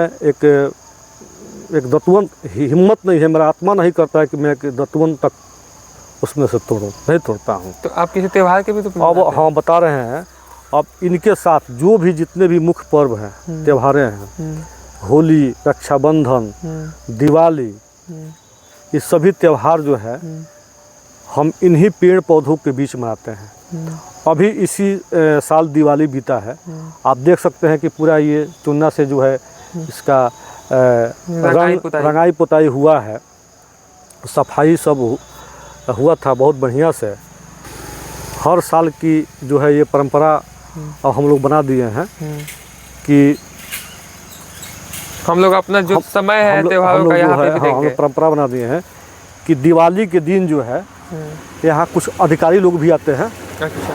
कुछ और गणमान्य लोग आते हैं, ग्रामीण और जो आसपास के 10-15-20 गांव के लोग, बुजुर्ग लोग, नौजवान लोग, बच्चे, छात्र जो हैं उसमें भाग लेते हैं। और हम लोग उस दिन जो है एक जगह पर दिया को सजाते हैं, जलाते हैं, और यहीं पर एक गछिया बाबा हैं, और वो पेड़ है, उन पेड़ों का हम लोग वहाँ जा कर के पहले उनके वहाँ रक्षा के लिए पूजा करते हैं। जी। उसके बाद हम लोग जाते हैं प्रकृति में, ये पर्यावरण में जिन सभी का योगदान है, ये गंगा माता का, उनके किनारे जा कर के हम लोग मंत्रोच्चारण जो है, जो लोग हैं करते हैं, उनके किनारे जा कर के हम लोग जो है दिया जलाते हैं जी। दिया जला करके और संसार के जो है मंगल कामना की हम लोग प्रार्थना करते हैं। उसके बाद हम लोग आते हैं और आ करके सभी लोग थाली में दिया ले करके और हाथ में दिया ले करके और चलते हैं और हर पेड़ पर दो दिया, एक दिया, दो दिया, एक दिया, ऐसे करते करते रखते हुए हम लोग चले जाते हैं। और पूरा जो है पेड़ के नीचे जो है पूरा जगमगाहट देख करके होता है, बहुत अच्छा लगता है जी। जो लोग शहरों में रहते हैं उनको किस प्रकार के मतलब वो छोटे छोटे पेड़ या पौधे लगा सकते हैं ऑक्सीजन के लिए, बताइए। बता रहे हैं, जो घर का जो बालकनी होता है सबसे उत्तम पौधा हम बता रहे हैं आपको कि आपको ऑक्सीजन चाहिए तो वहाँ आप तुलसी जी का पौधा लगाइए जी। अपने कहीं भी गमला में तुलसी जी का पौधा लगा लीजिए। और छोटे छोटे आजकल के पीपल का भी पेड़ आ रहे हैं इसके समय में, और कुछ फूल पत्ती भी, जो फूल के पौधे हैं, गेंदा का है, रतगेनी है, छोटे छोटे जो गमले में पौधे लग जाते हैं, वो पौधे जो है, फूल का पौधे जो है, कई ठो जो एंटी जो बैक्टीरिया वायरस जो होते हैं वो फूल उनको जो है नष्ट करते हैं। तुलसी की पौधा जो है 24 घंटा जो है ऑक्सीजन देता है। तो हम यही कहेंगे कि वो लोग सभी लोग जो है तुलसी का पौधा लगाएं, जरूर लगाएं, इससे उनको ऑक्सीजन मिलेगी जी। तो आपको बिहार सरकार या भारत सरकार के द्वारा कुछ, या आप किसी नेता मंत्री जी से मिलने का प्रयास किए हो? आपको कुछ आर्थिक मदद मिला हो? जी प्रयास हम किए हैं। बाद में हमको लगा कि भाई अगर हम को सरकार तरफ से कोई हेल्प और कोई मदद, कोई सहयोग मिले, संसाधन का कोई व्यवस्था अगर सरकार करे तो हम इसको और बेहतर ढंग से और बड़े पैमाने पर हम कर सकते हैं। तो इसको लेकर के जो है हमने कई बिहार के जो दिग्गज नेता लोग, आज उसमें से 2 लोग दिवंगत हैं जी, जैसे कि स्वर्गीय रामविलास पासवान जी से भी हम मिले थे जी। उन्होंने आश्वासन दिया था कि हम आपका हेल्प करेंगे। उसके बाद से फिर हमको उनसे संपर्क नहीं हो पाया जी। स्वर्गीय सुशील कुमार मोदी जी से भी हम मिले थे जी। यहाँ वाल्मीकि नगर जब आए थे तो वहाँ भी हमने भेंट उनसे किया था 2 बार, और उनके साथ हमने पौधरोपण भी किया है 2 बार। तो उनसे भी मिला था। उस समय वो उप मुख्यमंत्री थे और वन पर्यावरण मंत्री भी थे। उसके बाद जो है मैंने जो अभी माननीय नीतीश कुमार जी बिहार सरकार के जो मुख्यमंत्री हैं, उनसे भी वाल्मीकि नगर में मैंने भेंट किया था जी। बेतिया आए थे, वहाँ भेंट किया था।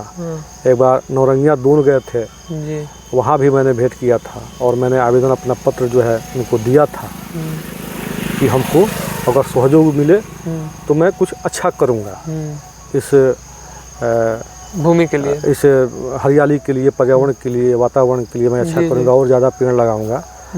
तो 2 जगह मैंने उनके साथ जो है, बेतिया में एक बार उनके साथ बरगद का पेड़ लगवाया, अपने हाथ वो थे, हम थे। उसके बाद में नौरंगिया दून में पीपल का पेड़ लगाने का मैंने हमको एक मौका मिला जी। 2 जगह उनके साथ तो आपको उनकी तरफ से कुछ पुरस्कार या कुछ मिला कि नहीं? कहे देखिए, पुरस्कार एक बार हमको चयन किया गया 2013 में जी। 2013 में जो हमको उस समय हरियाली समागम का कार्यक्रम रखा गया पटना कृष्ण मेमोरियल हॉल में जी।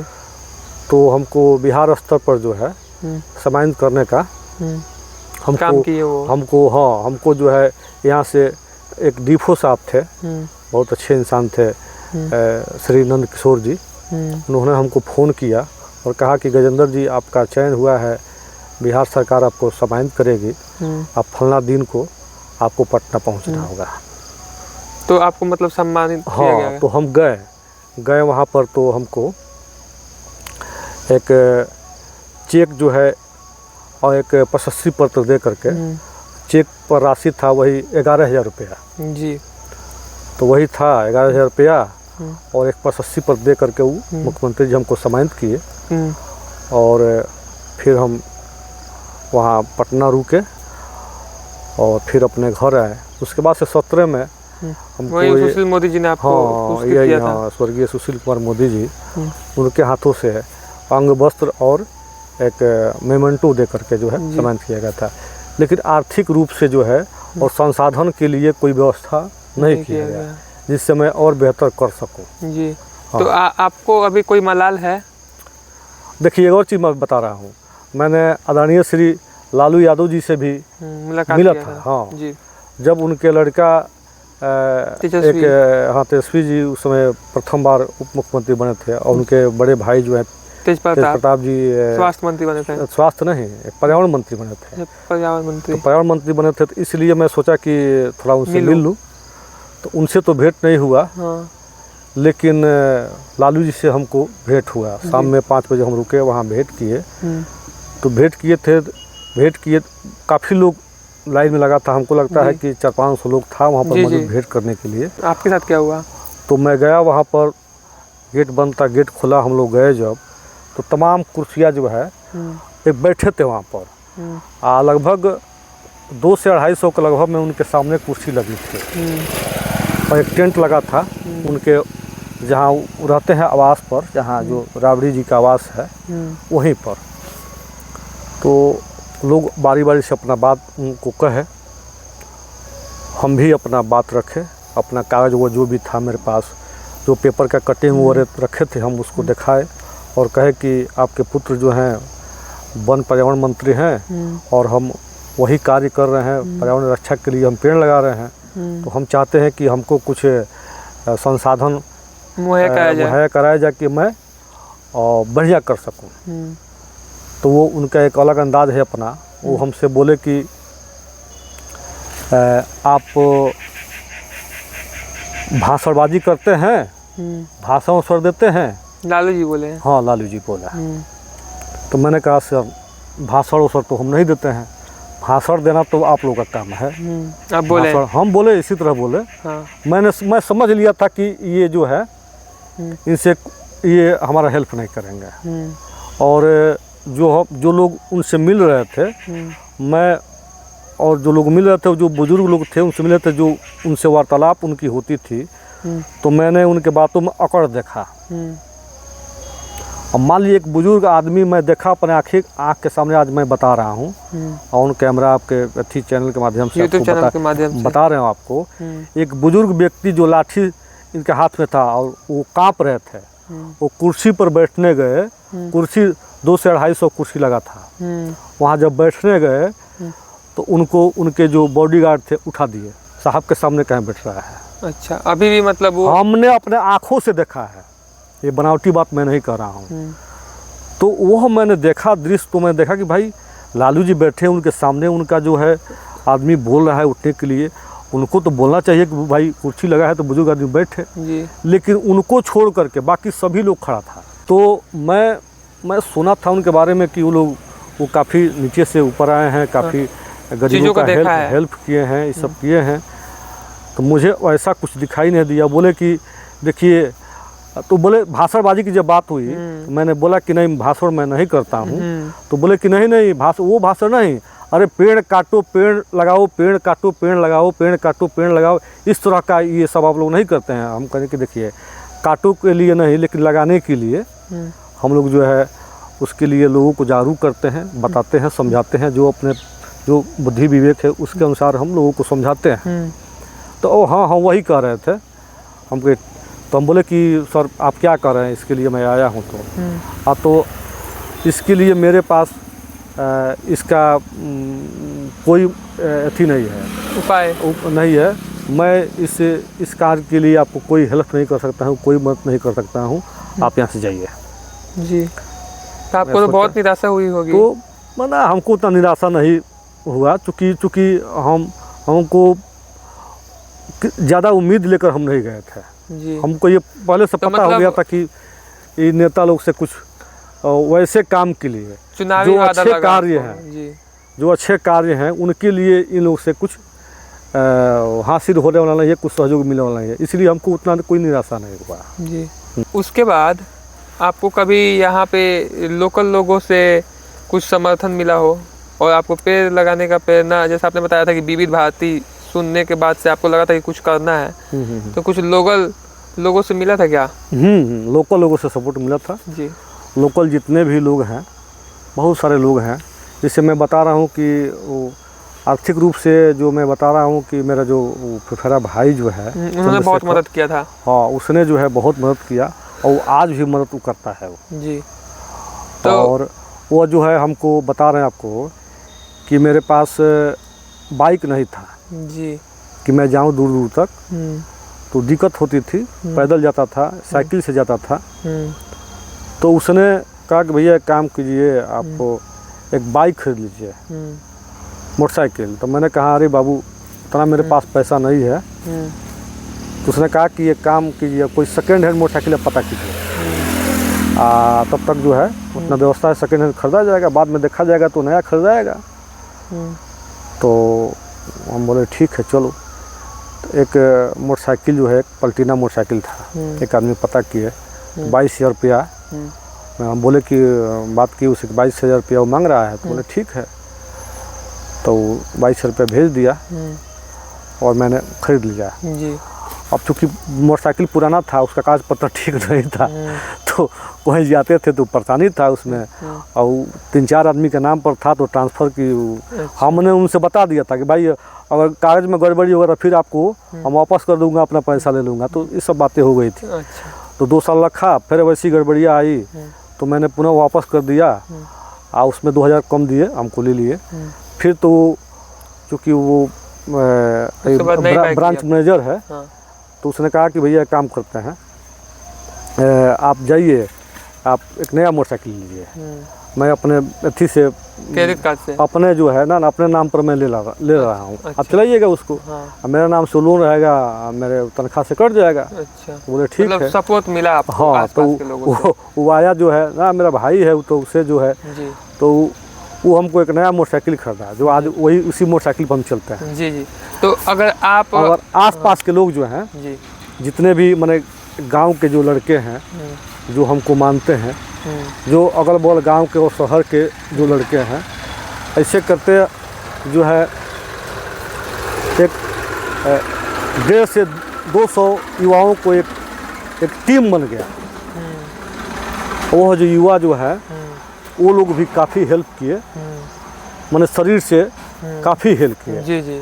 वो पौधारोपण में जो है जी, तन मन और साथ दिए। तन मन और धन से भी वो लोग गए और मेरे साथ जहाँ जहाँ भी पौधारोपण हुआ, जहाँ भी मैं जाता था रोपण करने के लिए पौधा, तो उस गांव के युवाओं से पहले मिलता था। अच्छा। और मिल करके अपनी बातें बताता था कि हम लोग को पौधा लगाना है। तो जी, तो मैं अब पॉडकास्ट के आखिरी कुछ चंद मिनटों में 2-3 क्वेश्चन और पूछूंगा।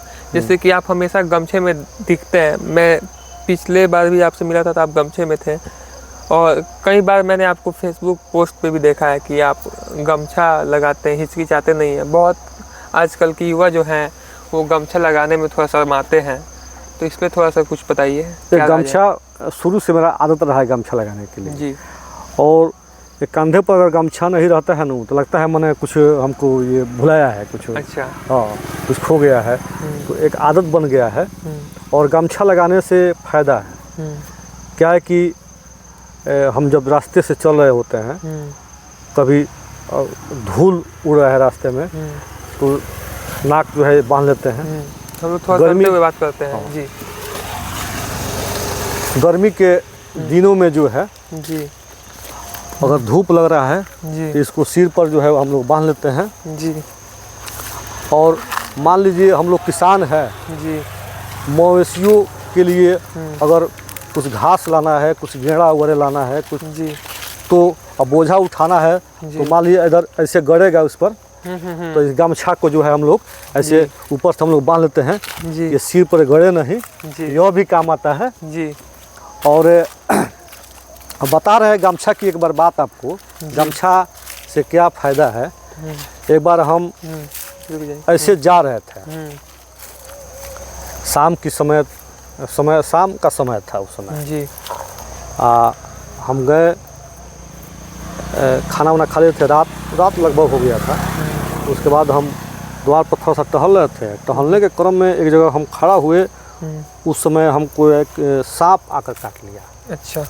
सांप काट लिया और मैं यही गमछा जो कांधे पर रखा था ऐसे लपेट करके टहल रहा था, खाना खाया था। जब सांप काट लिया देखे तो अजब हुआ। अब तुरंत जो है गमछा उतारे और पट दे पैर को बांध दिए, कस के बांध दिए। अच्छा, तो उसका फायदा आपके जान बचाने में भी हुआ है। हाँ, अब गमछा से बांध दिए। तब तक एक लड़का मोबाइल से बात कर रहा था ऐसे टहलते हुए, रिश्ते में भतीजा लगता है। तो मैंने उसको बोला कि बाबू इधर आओ तो देखो ना, ये तो सांप काट लिया है। और वो तुरंत जो है, और मैंने देखा कि सांप जो है मेरा नाद रखा हुआ था जिसमें भैंस खाती है, हाँ, उसके अंदर घुस गया वो जी। और वो सांप, अब उतना उस समय नहीं समझ में आया कि कौन सांप है वो जी। हम लोग तुरंत गए जो है, यहाँ एक हॉस्पिटल है जी, वहीं पर जो है हम लोग गए, वहाँ इलाज वगैरह हुआ। इलाज हुआ उसके बाद मैं ठीक हो गया। और दिन में मैं जब आया सुबह तो एक लड़का बताया कि अरे चाचा, वो सपवा जो आपको काटा है, अच्छा, वही नदवा के नीचे मर गया है। अच्छा। निकल कर देखे, भाई अजब बात है। सब लोग चिन्हा तो करैत सांप था। अच्छा। करैत था, तो वहीं जो है उस नाद के नीचे जो है वो मर गया था। तो फिर लोग कहे कि जब सांप मर गया है तो दिक्कत होगी। तो ये सांप झाड़ने वाले लोग होते हैं, जो वृक्ष झाड़ने वाले। अच्छा। तो मेरे रिश्तेदार लोग, कुछ लोग फ़ोन किए, भाई देखा बुलाए बिसहरिया को। तो अपना वो थोड़ा सा वो क्या होता है, वो लोग किया।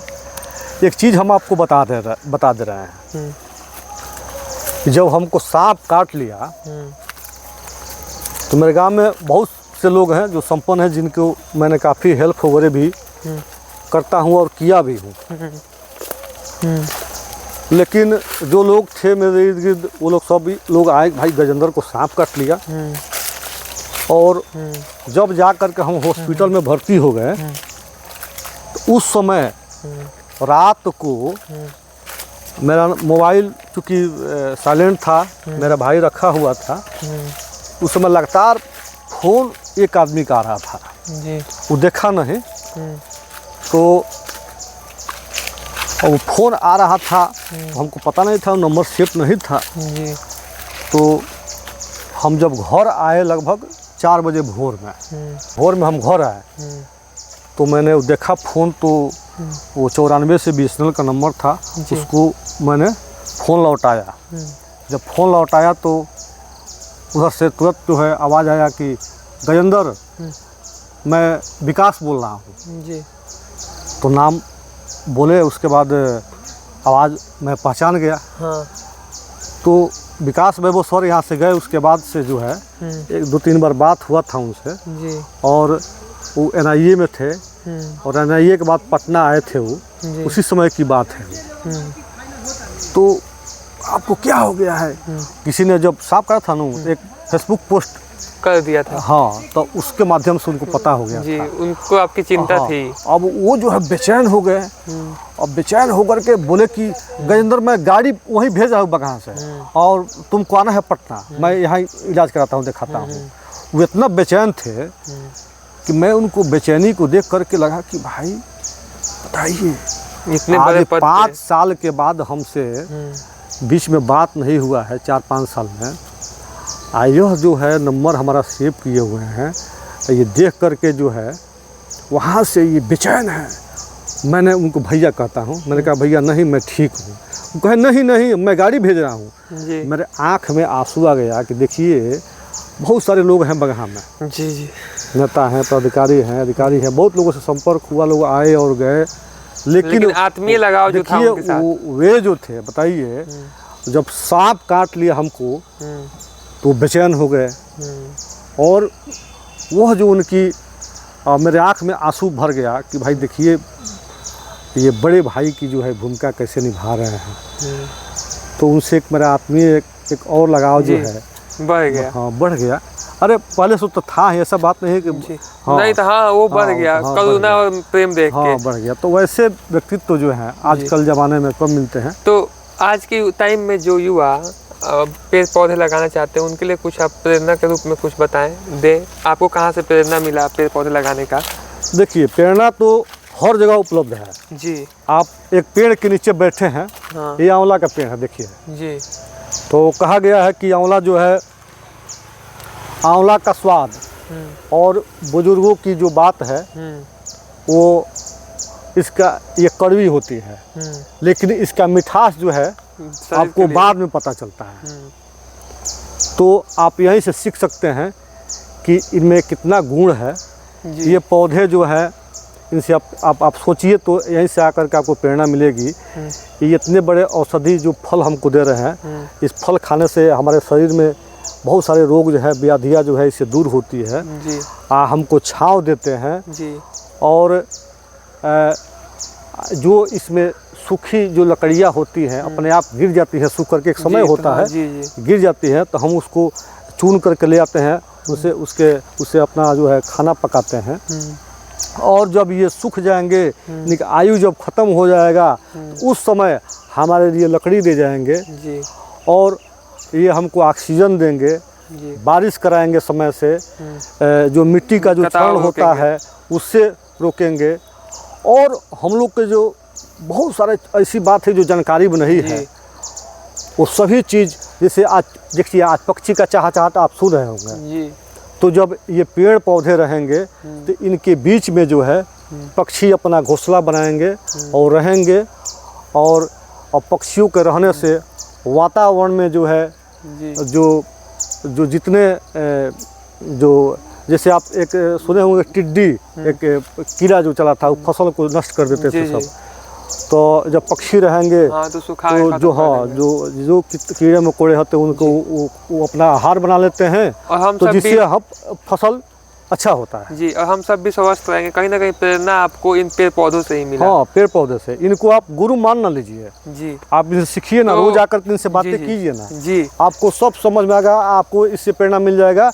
तो मैं युवाओं से यही कहूँगा, जो युवा लोग हैं, एक पेड़ के पास जाएं, जो एक पेड़ है उसके पास जाएं और जा करके सट करके और इनसे आँख मुंद करके और विचार करें कि ये पेड़ हमारे लिए क्या क्या देते हैं।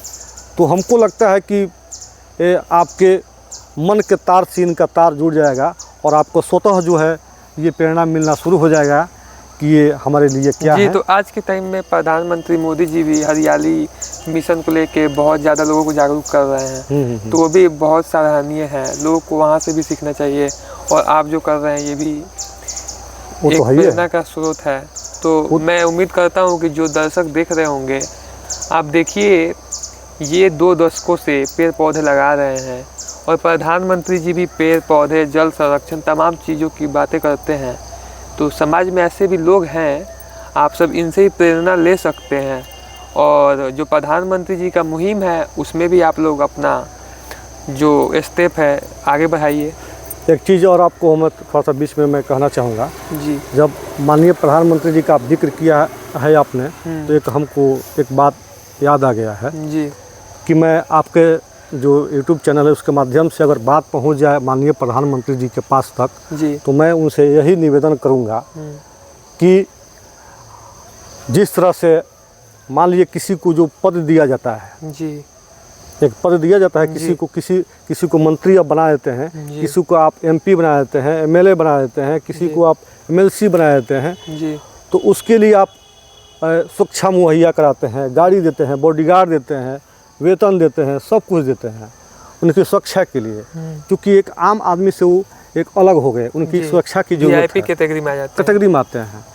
तो एक जो अपने देश में जो एक पेड़ है बरगद, वो हमारा भारत का राष्ट्रीय वृक्ष है।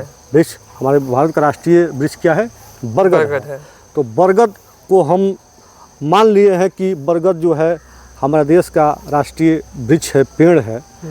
तो हमने जब हम मान लिए हैं तो उनके लिए हमने क्या किया है, उनके सुरक्षा के लिए हमने क्या किया है, उनके देख रेख के लिए, उनके इंतजाम हमने क्या किया है कि जगह जगह जो है धड़ल्ले से जो राष्ट्रीय पेड़ जो बरगद हैं वो काटे जा रहे हैं और उसका कोई सुध लेने वाला नहीं है।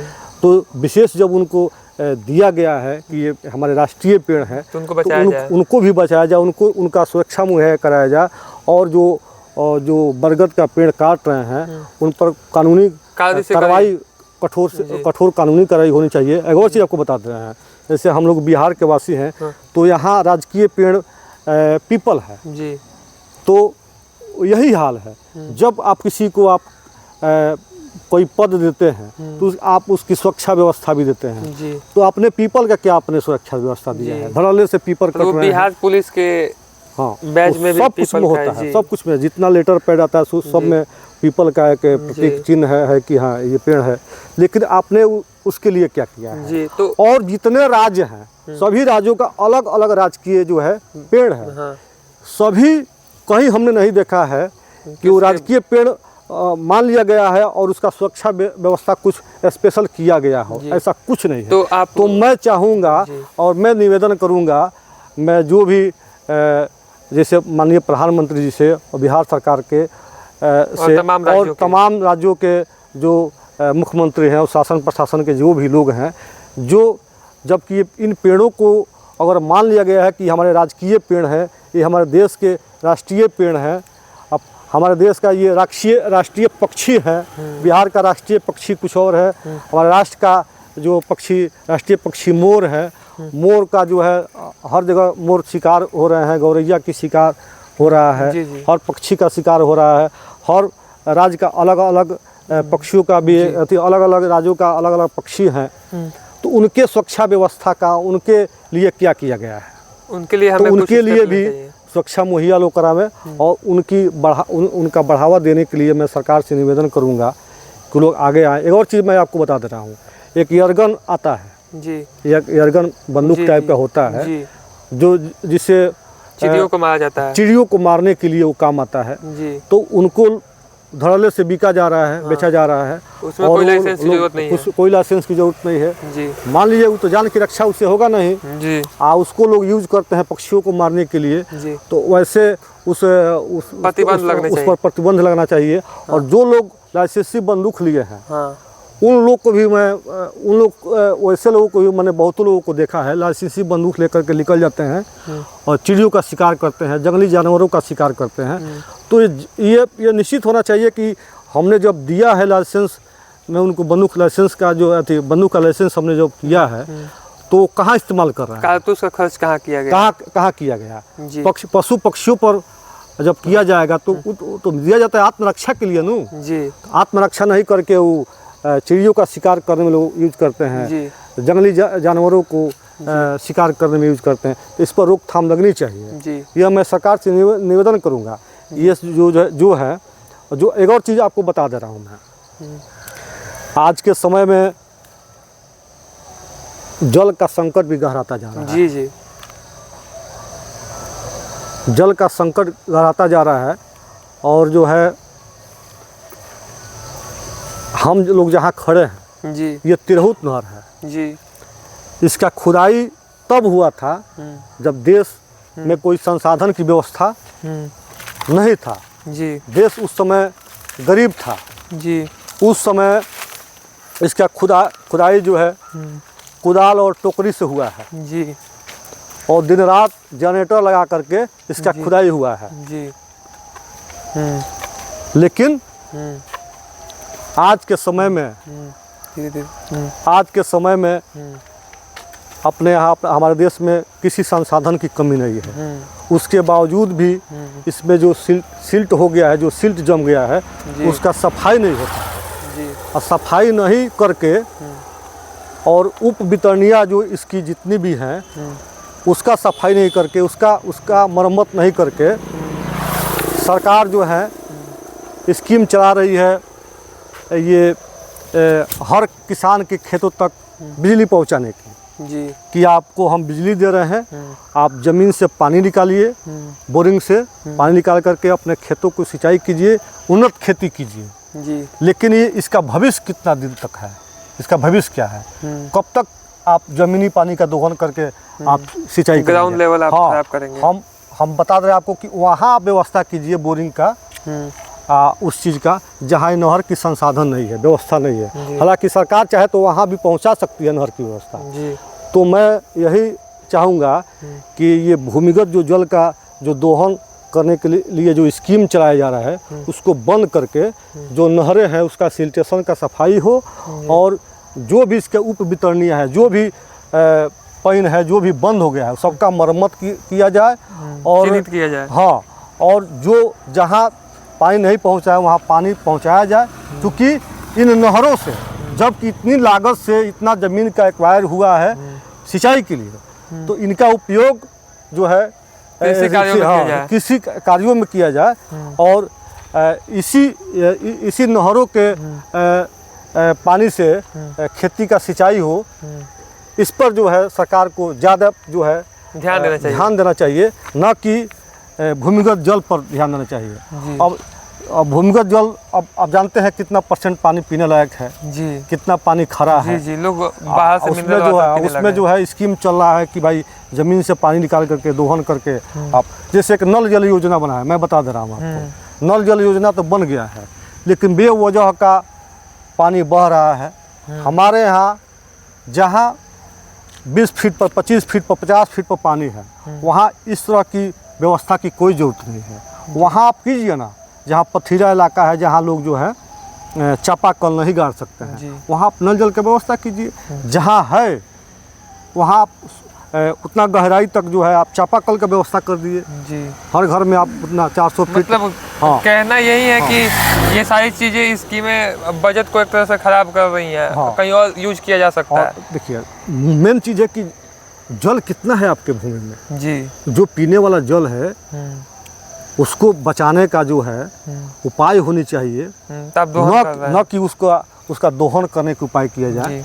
इस तरह की स्कीमों को बंद करके और खेतों तक सिंचाई, खेतों को सिंचाई करने के लिए नहर का पानी का उपयोग करने के लिए सरकार को ये सब स्कीम निकालनी चाहिए, मुहिम भी चलानी चाहिए और इसका स्कीम निकाल करके पूरा एकदम ज़मीनी स्तर पर इसका काम होनी चाहिए कि जिससे लोग और जो है भूमिगत जल का लोग दोहन नहीं कर सकें जी। हाँ, यह भी मैं सरकार से मांग करते हैं। आपके चैनल के माध्यम से जो है हम यही कहेंगे कि भूमिगत जो जल का दोहन हो रहा है उसको भी रोका जाए, उसको भी रोका जाए। एक और चीज़ आपको बता दे रहे हैं, अभी हाल ही में छठ पूजा बीता है जी, उसके बाद से लगातार, यही नहीं कि आज का ये प्रथम साल है, हाँ, हर साल यही नियम बन गया है कि छठ पूजा के बाद जैसे जल मान लीजिए बारिश ख़त्म होता है, बारिश के बाद जो है आपको दशहरा आता है, दशहरा आपको दिवाली, तो उस समय लोग महिला लोग घर में जो है मांस मछली वगैरह नहीं जाने देती है। तो जैसे छठ आप सुबह पूजा किए उसके शाम से लोग जहर डालना शुरू कर देते हैं नदी नालों में जी। उसका कारण क्या है? उसका कारण यही मछली मारने के लिए जी। उसका कारण, उसका उद्देश्य यही है कि हम जहर डाल करके मछली मारें, और जहर डालने से मछली तो मर ही जाती है, उसके साथ साथ आपको हम बता दें कि जो मगरमच्छ के छोटे छोटे बच्चे हैं वो भी मर जा रहे हैं, और जो भी जलीय जीव हैं वो भी मर जा रहे हैं, और जो प्रवासी पक्षी हैं, जो प्रवासी पक्षी हैं, जो इन पेड़ पौधों के बीच जो पक्षी रहती हैं, और जो इनके आसपास जो पशु पक्षी जो रहते हैं उनका भी पानी पीना जो है दुष्पर हो जा रहा है, उनके जीवन पर भी इसका दुष्प्रभाव पड़ रहा है। तो सरकार से मैंने तो कई जगह पत्रचार किया है जी, लेकिन अभी तक कुछ हुआ नहीं है। मैं चाहता हूँ कि हाँ, हर जगह, बहुत जगह जो है जितने भी ग्रामीण क्षेत्र में नदी नाला तालाब है, जलाशय हैं, जो भी नहर हैं, सब में लोग जो है जहर डाल दे रहे हैं। उस पर रोकथाम का कोई रोकथाम का उपाय होनी चाहिए, और वैसे तत्वों को, जो असामाजिक तत्व है जो जल को दूषित करने में लगे हैं, जल में जहर डाल रहे हैं, सजा देनी चाहिए उन पर जो है सजा देनी, उनको चिन्हित करके उनको जो है कानूनी उन पर कार्रवाई। तो आपने बताया कि मगरमच्छ भी मारे जा रहे हैं, तो अगर आपके पास कुछ ऐसे वीडियो और फोटो उपलब्ध हो तो मुझे दीजिए। मेरे पास है, ताकि मैं लोगों तक फैक्ट के साथ डालूंगा। दोस्तों, मैं आज अपने इस पॉडकास्ट के जरिए यही आप सबको बतलाना चाहता था कि हमारे समाज में अगर हम देखें, अगर हमारा नीयत साफ़ हो, हमारा सोच सही हो, तो हमारे समाज में ऐसे तमाम लोग हैं जो अलग अलग चीज़ों में अपना जीवन दे रहे हैं ताकि हमारा आने वाला भविष्य सुनहरा हो और सुगम हो। तो आज का पॉडकास्ट आपको कैसा लगा कमेंट के जरिए ज़रूर बताएं, क्योंकि हमारा हमेशा से एक प्रयास रहा है कि हम कुछ भी ऐसे पॉडकास्ट शूट करें जिससे कि हम सभी के निजी जीवन में कुछ बदलाव आ सके, कुछ सीखने को मिल सके। अगर आपका कमेंट आता है तो हम पार्ट 2 लेके भी आएंगे, क्योंकि बहुत ऐसी सारी चीज़ें हैं जो हम आज के इस पॉडकास्ट में शामिल नहीं कर पाए हैं। तो अगर आपका प्यार मिलेगा और आप चाहेंगे तो हम ज़रूर गजेंद्र यादव जी के साथ बहुत सी ऐसी बातें हैं जो मैं अभी कर रहा था लेकिन समय का अभाव है, तो हम पार्ट 2 में उसको आप तक कवर करके दिखाएंगे। बहुत बहुत धन्यवाद आपको हमारे इस पॉडकास्ट को देखने के लिए। चाचा जी आप कुछ कहिए हमारे दर्शकों ये को। मनीष बाबू बहुत होनहार एक छोटे भाई के समान है और मैं आप लोग से यही निवेदन करूंगा कि ऐसे होनहार बच्चे को आप लोग आगे बढ़ाएं और इनके चैनल को आप लोग सब्सक्राइब करें और चैनल को इनको आगे बढ़ाएं, लाइक करें और इनका मनोबल को मजबूत करें कि अपने मिशन में और अच्छे काम करें और देश की जितने भी समस्याएं हैं, जो अच्छे हैं, जो बुरे हैं, जो घटित घटनाएं हैं जो हो रही हैं, उन सबको आप लोगों के सामने पेश करें। तो इनका आप लोग हौसला बढ़ाने का काम करें।